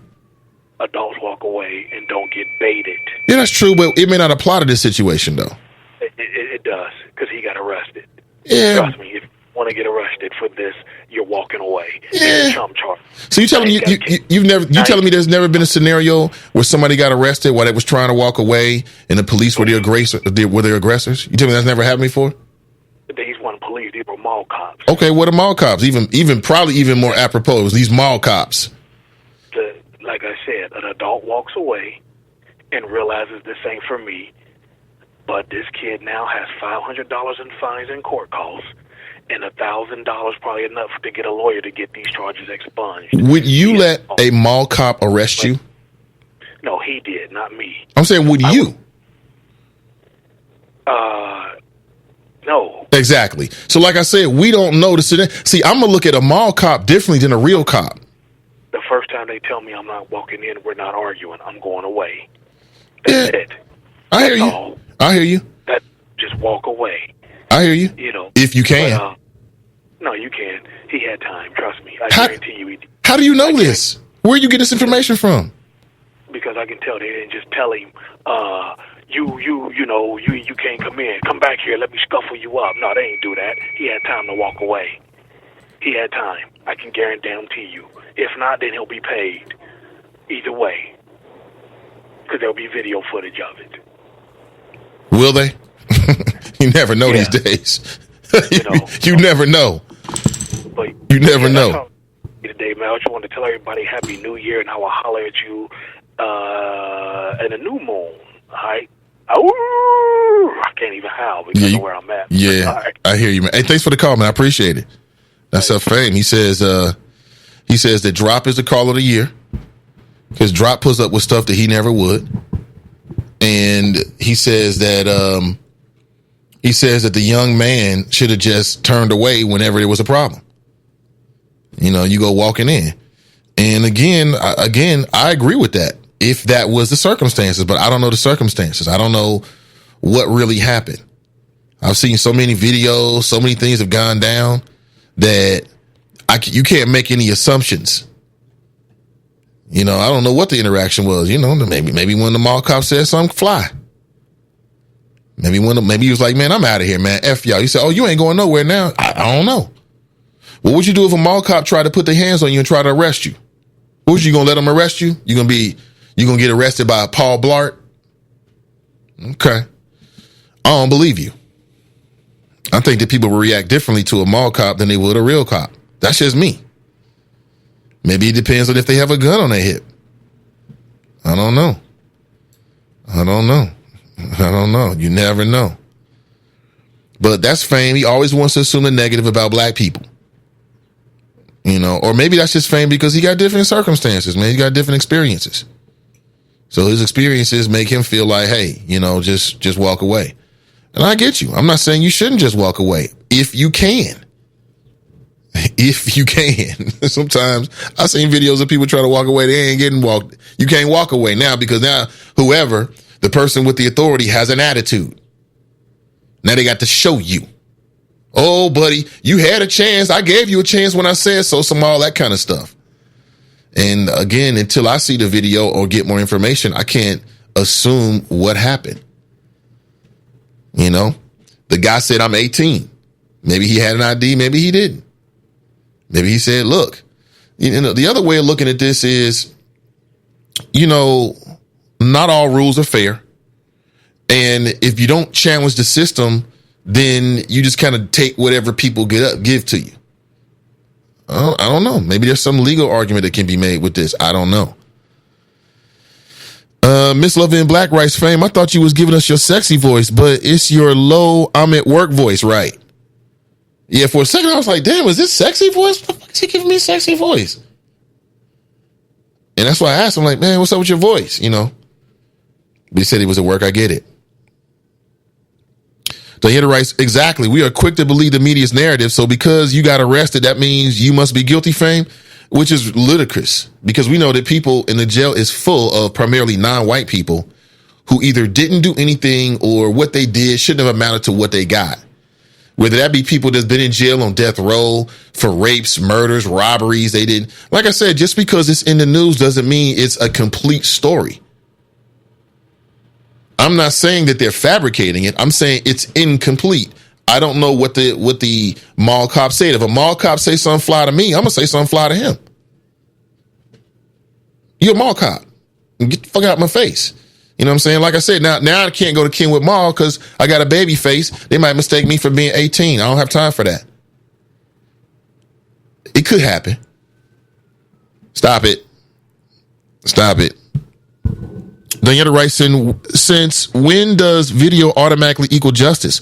Rodney King got his ass whooped by 18 cops on video.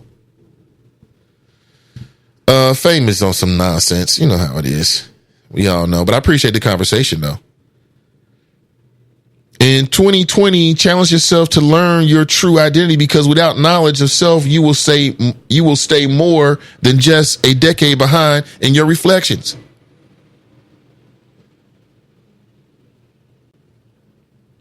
Anybody paying attention to breaking news in Iraq? No, I haven't. But with the power of Google, I'll go there in a second. But here it is. Man arrested after arguing with police enforcing Kenwood Mall's curfew. So which is it? Was it security was there and then they called the police officers to the scene and or maybe the police officers stationed at the mall and then they were called to that particular location? I don't know. Hundreds of teens stormed Northgate Mall on Thursday in violation of that mall's curfew. So all I'm saying is this. And again, to me, here we are in the holidays, and it seems like the number one priority for local law enforcement is black teens at the fucking mall. I'm sorry, that's a waste of resources. That ain't no big problem. When y'all get out here and get some of these maniacs off the street, please. And y'all run around with these teenagers at the mall. This is not some number one law enforcement radar screen threat as we go into 2020. It's a waste of time. I mean, if they would have let the man in, nothing would have happened because he's 18. Period. And see, here's where the problem goes.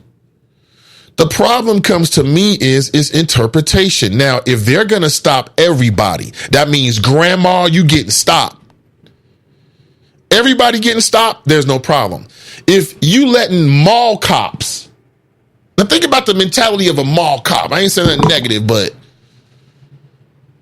top flight security of world mentality, or you retired and really ain't got no time for all of this, trying to make some little money to go with your benefits. And they're giving you the ability to decide who walks in and out of the damn mall. Now, as I said before, in 2019, I don't trust other humans and their judgment. Whether it be school teachers, police officers, you name it. Would it be leaders of churches? The headlines in 2019 was full of people with authority who mismanaged it. It used to be you could think, okay, well, you know, this person is such and such. They'll be cool. You can't think that anymore. So now the mall has unwittingly or wittingly given too much power to these people at the damn door. They get to decide who comes in and out. They get to decide who they're going to card or not. Based on what? Just the way you look. Now, what if one of these security guards got a problem with black folks because of some prior experience or something? How is that going to manifest itself in the way that they're dealing with people? All it's going to do is it's going to cause more conflict, I think. And I think it's quite unfortunate. I'm not sure what they should do, quite honestly. But again, I don't get paid to figure it out either. They get paid to do that. If they want to pay me to figure out, then I'll spend more brain power on it. Until then, I'm cool. On Saturday, the Kenwood Mall requires anyone 17 or younger to be accompanied by an adult age 21 or older anytime after 4 p.m. So you got two choices here. You can come before 4 p.m. or afterward, they're going to stop you. Hamilton County Sheriff deputies stopped Brooks around 5:50 p.m. and questioned him regarding the parental guidance restrictions at the Kenwood Town Center. So basically, he was 1 hour and 50 minutes after the threshold, or he never would have been stopped. The deputies reported that Brooks became argumentative, would not provide identification, and refused to leave the mall. Now, I'll tell you something about refusing to leave a mall. As I understand this, that is private property that you're walking in there to spend your money with these people. They'll flip on you in a second.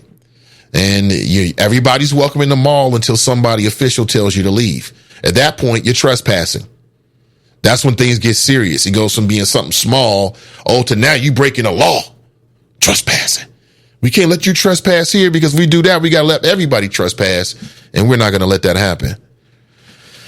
So that's what happened. He got argumentative and didn't provide identification and then refused to leave a mall. So maybe he didn't know that there was such a thing. Maybe he should have just turned around and said, you know what? I ain't got no idea, y'all. I'm leaving. I don't know. But again, we don't know all of the story either, so we'll find out. All right, let me go. You said breaking news from Iraq. Let's see. Yeah. No, I haven't been paying attention to it. Let me see. U.S. Embassy in Baghdad breached. Oh, dear Lord. The developments represent a major downturn in Iraq-U.S. relations that could further undermine U.S. influence in the region. Well, see, nobody wants to hear the truth about Iraq. I'll sum it up real quick. We never should have invaded Iraq. We should have let Saddam Hussein do what the F he was doing. It's none of our business. And I'll tell you why. Because how is this country going to get on this high horse talking about atrocities in somebody else's country with the way they've treated God's children over the life of this country since the inception and before the inception of this country? I mean, come on now. Who are we to go to Iraq and say you should treat your people better? Iraq was a neoconservative power move. And because of 9/11, everybody was asleep except for me. I kept it Rizzo with you. I was reading McClatchy News at the time because they were, and now we know, and they've gotten a lot of respect for it. During that whole Iraq thing, McClatchy News was doing the best reporting and the most honest reporting about it. That's where I got most of my information. Most of these cats was running around here talking stupid. Yeah, we got to go to war in Iraq. Mm-hmm. Sure we do. And now look at it many years later. It looks like the U.S.-Iraqi relations have completely dissolved in the hot fire of a Molotov cocktail, right? Because now they've stormed the embassy in Baghdad. Wow. Trump blames Iran. Sure he does. I blame the United States. That's who I blame. That's who I blame.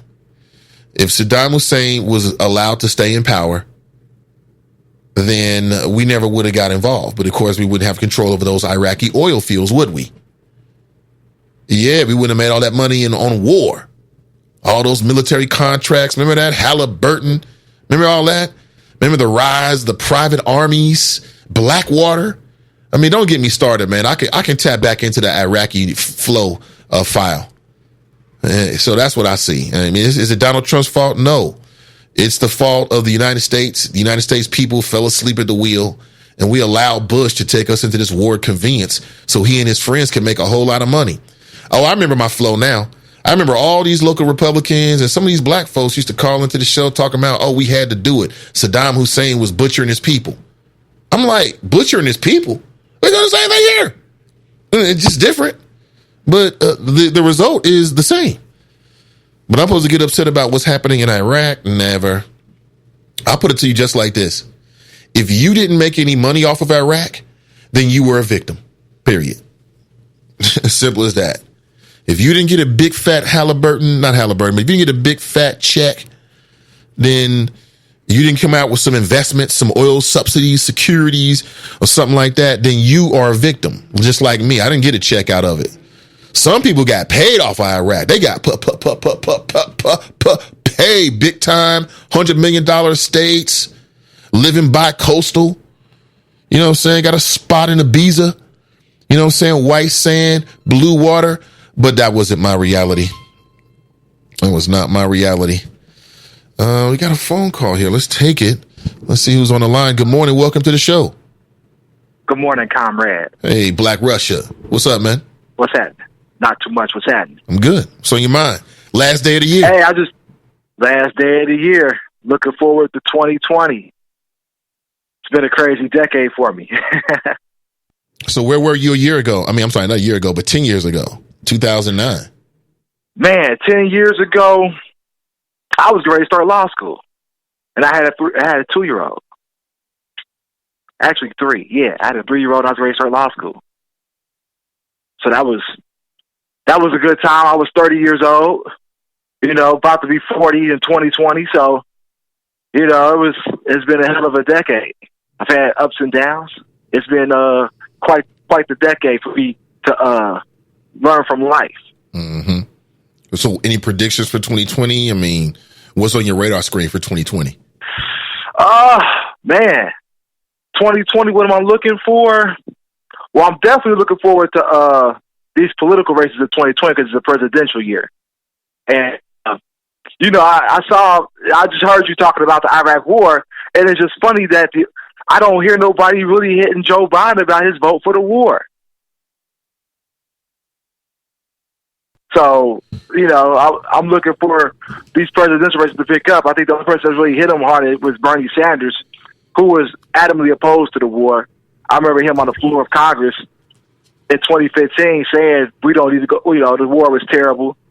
He should have went to war. I don't think he voted for it. You know if Bernie Sanders voted for it or not? I don't know. I could Google it real quick. Let me see.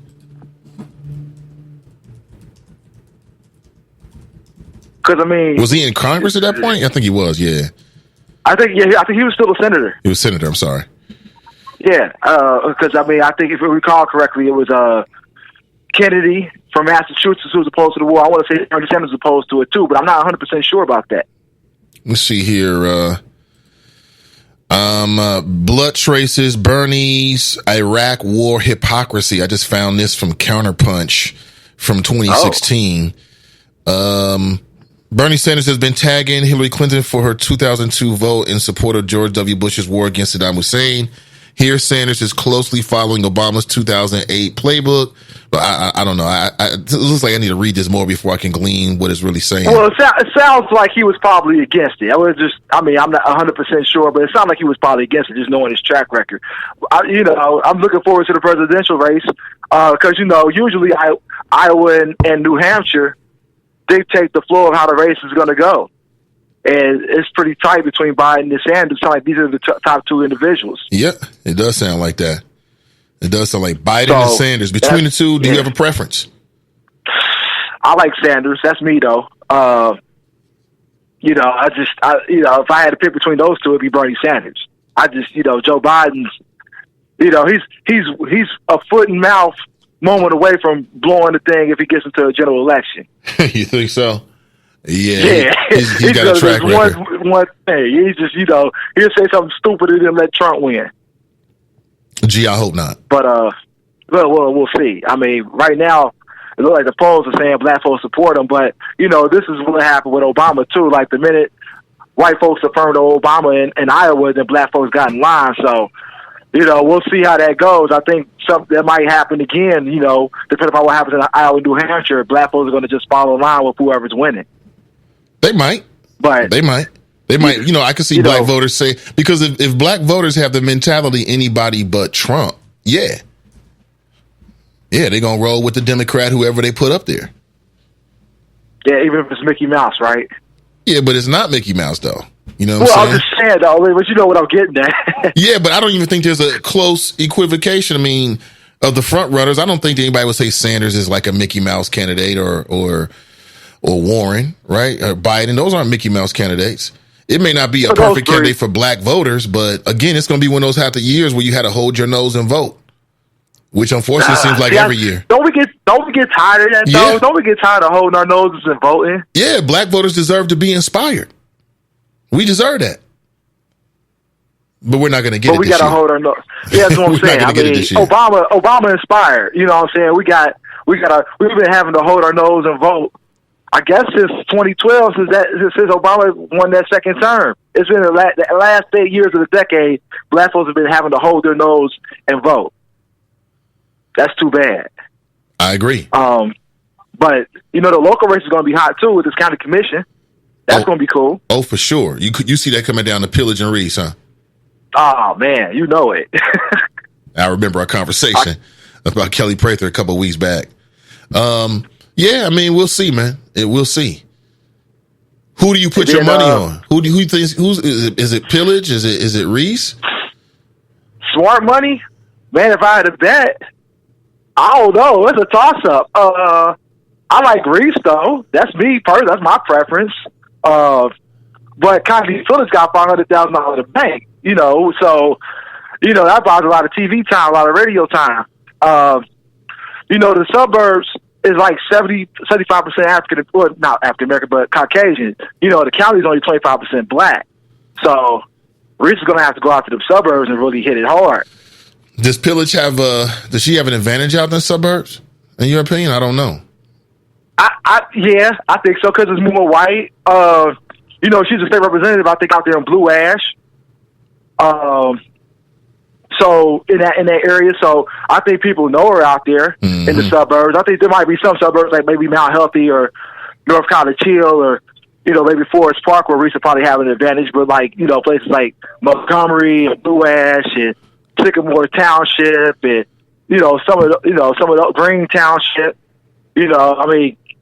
Just based on demographics, I would say Connie Pillage has somewhat of an advantage. But if Alicia Reese hit it hard in the suburbs, she can win. So her ground game's pretty good, But again, Pillage got $500,000. She can just try to drown her out. So I think that's a toss-up race to me in the primary. All right, I agree with you. I think a lot of what you say makes sense. All right, Black Russell, good talking to you, man. Well, there's one more race I'm looking at too. What's that? Cedric Denson and Terrence Braxton. How did I know you was going to bring that up? The fighting 33rd, huh? The fight in 30 is going to be a fight, too. So it's real. This is actually going down, huh? He's on the ballot. He made the ballot. Yeah, okay. So it's going down. It's going down, yeah. Anything you want to say, for your brother? I mean, why should voters vote for him over the incumbent Cedric Denson? I think my brother has a unique life that is catered to serving the people in the district. He's an Iraq war vet 2 times. He's active in the community with the NAACP and Alpha Phi Alpha Fraternity Incorporated. He's a Mason. He's the type of guy who's going to go up there and fight for people. I think he's really going to be focused on protecting pre-existing conditions for people who have health issues. And he's going to not be in the limelight for the wrong reasons. He's lived a very disciplined life. And, for some people in the district, there's already people in the ground talking about they going with Terrence because, some public issues don't need to be public. You gotta be clean. I'm not the cleanest dude out here.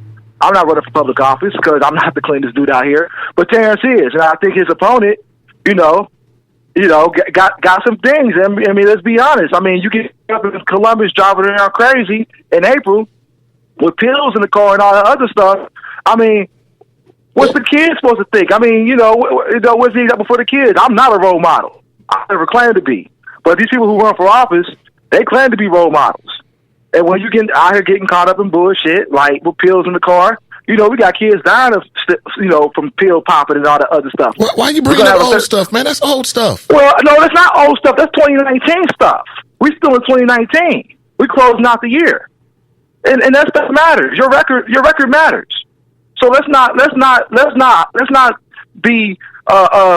our heads in the sand and act like that didn't happen. Because that's what Cedric wants you to. He wants you to forget all about that. He wants you to forget about it, like it never happened. But past is prologue, and so the reality is he's going to have to go out here and prove to the voters why they need to trust him again. And I think Terrence is a viable alternative. He has public trust. He served this country, been shot at for this country. You know, so my brother is an individual who is honorable. He's full of integrity. And I think that's what the district needs. They don't need the opposite of honor and integrity. And unfortunately, that's what Cedric, and I like Cedric, but unfortunately, this is politics, and that's what he's exuded. I mean, he wasn't even in office for 6 months and out here getting caught up in craziness. I think that's for voters need to sort that out, and they will sort it out. And you best better believe it will come up during the campaign. And he's going to have to explain why the public could trust him again. Well, listen, man, like just hearing you talk tells me, as you said, I'm going to be watching it, obviously. And I think it's going to be a very, very interesting race, man. Very it's going to be really interesting. They say it's the fighting 33rd. It will be the fighting 33rd come March 17th. Hey, thanks for the flows, man. I appreciate it. Anything else? Happy New Year. Yep, take it easy. That's Black Russia talking about the upcoming primary between Cedric Denson and Terrence Braxton. And as I said, there is a room full of very smart, intelligent people in this room. Y'all hear me go back and forth in Black Russia, but you'll never hear me say that is not an intelligent black man. You'll never hear me say that. Very interesting. So we shall see. I think you made a very compelling argument, and we shall see. We shall see. But, you know, I wonder with Cedric Denson if people are going to focus on that, or are they going to focus on what he's been doing in terms of what he's delivered and the causes and the issues that he's standing for. So that's why they call it politics. It'll be pretty interesting. Very interesting. Maya writes, all I know is Russia won a campaign already for a city councilman. Yes, he did. Yes, he did. Absolutely. It's about to go down. I like it. I love this time of year. And so again, you know, I see my role as always, man, just to weed through the BS, to cut through the BS podcast. And I don't see Clue. What's up with Clue? You out there, Clue? Yes. Anyway, if all is fair in love and war, does that mean Cedric Denson can bring up questionable surrogates? I'm just saying, this is politics. Diana writes, I love Cedric, but I feel you. He has to earn our trust back and show us what he has achieved during his term. Cam writes, wait, now we so-called blacks are killing Jews? You Negroes better focus on what's important because war is being declared at this time. Man, listen, after that phone call, I wish I could stay and talk, but I actually have a meeting scheduled between 10:30 and 10:45 p.m. I know on the last day of the year. I know, but it's what it has to do. It's what that's got to do. Black Russell, tell your brother to cut the beard, and he might just have my vote. Hashtag not a fan of the beard. Oh, man. Y'all getting votes for cutting beards out here? Damn. Well, it's going to be very interesting. Very interesting. Of course, we talked about this early in the year when Terrence first put that out there. I think he put it on this show first. I think that. I can't remember, but I'm going to go ahead and claim it unless somebody tells me something otherwise. And so we talked about this early. Remember this early in the year? We talked about this, and was this cannibalizing the black vote and da-da-da-da-da-da. We went back and forth, and people had some very strong opinions. And I thought it was a very good conversation. Well, now we're going to have the conversation again, but now it'll probably be more about politics. It'll be more about policy, which, listen, I think the conversation is good for us. It's good for the community. Mr. Marler writes, he already cut his beard.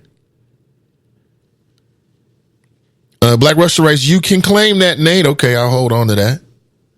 Diana writes, Happy New Year, Choppers. Happy New Year, everybody. Yeah, Happy New Year, everyone. I got to make a move. Damn, I wish I could stay out rock until about 11 because it's just a whole bunch of stuff. I mean, trying to reflect back on a year is hard enough and like you don't have enough time. But I'm also trying to reflect back on a decade as well. So, man, 2020. So what will the next 10 years bring to your life? Yeah, think about that.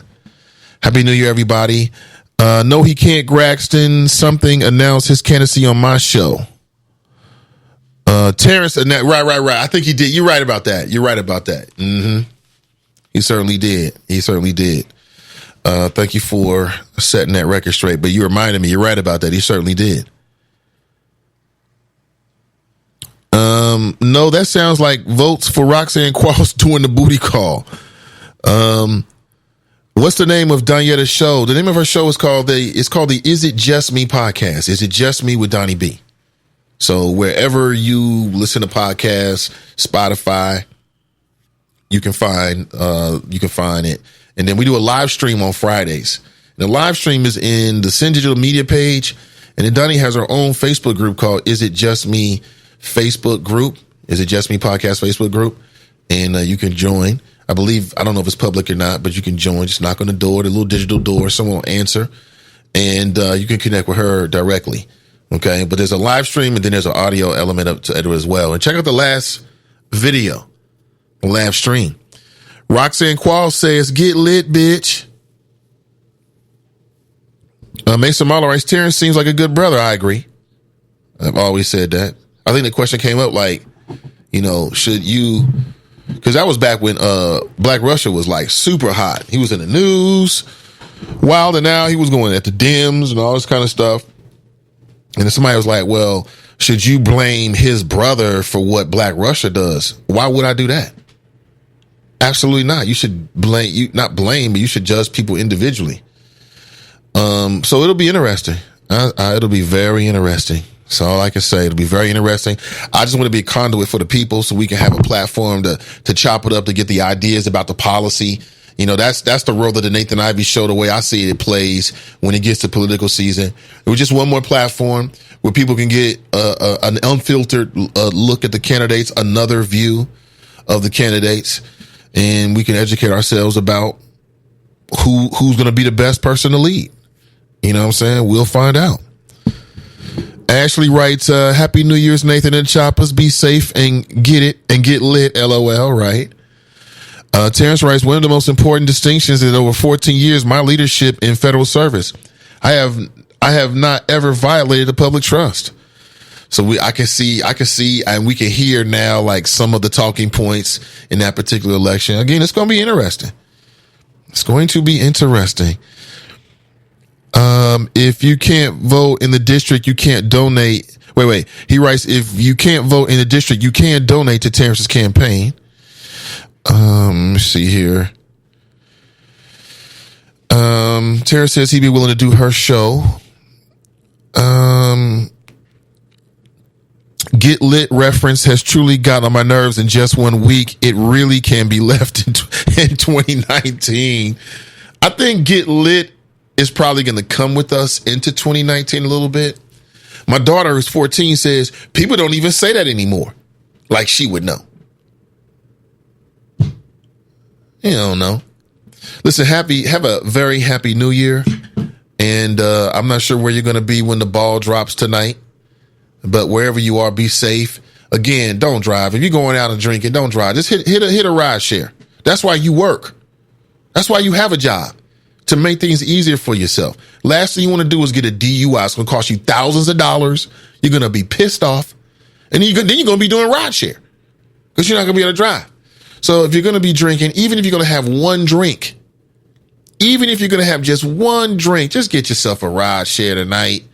You know what I'm saying? Get yourself a Lyft and do it the way they do in the future. You don't have to try to park your car and walk from the parking garage. You don't want to do that. You don't do that. Your Lyft driver will pick you up right in front of your house. He'll take you right to where you're going. And then let them worry about collision insurance. Let them worry about maneuvering in and out of tight spaces. You can just worry about getting lit, bitch. That's it. Let's get lit. See. Let me see. I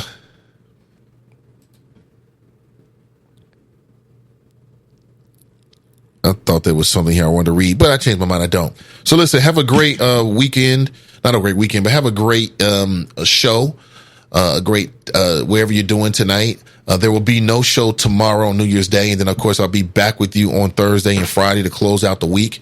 So just to give you a heads up, and enjoy yourself, whatever that means. If that means you'll be sitting home doing Netflix, do Netflix then. You know what I'm saying? Do the New Year's the way you want to do the New Year's. You're going to church tonight? Great. Have a great time at church. You got friends and family coming over. You're having a small little gathering. Have a small little gathering. I mean, whatever it is you're into, just live your best life. And we'll catch up real soon, okay? Have an excellent day. Happy New Year. And we'll talk real soon.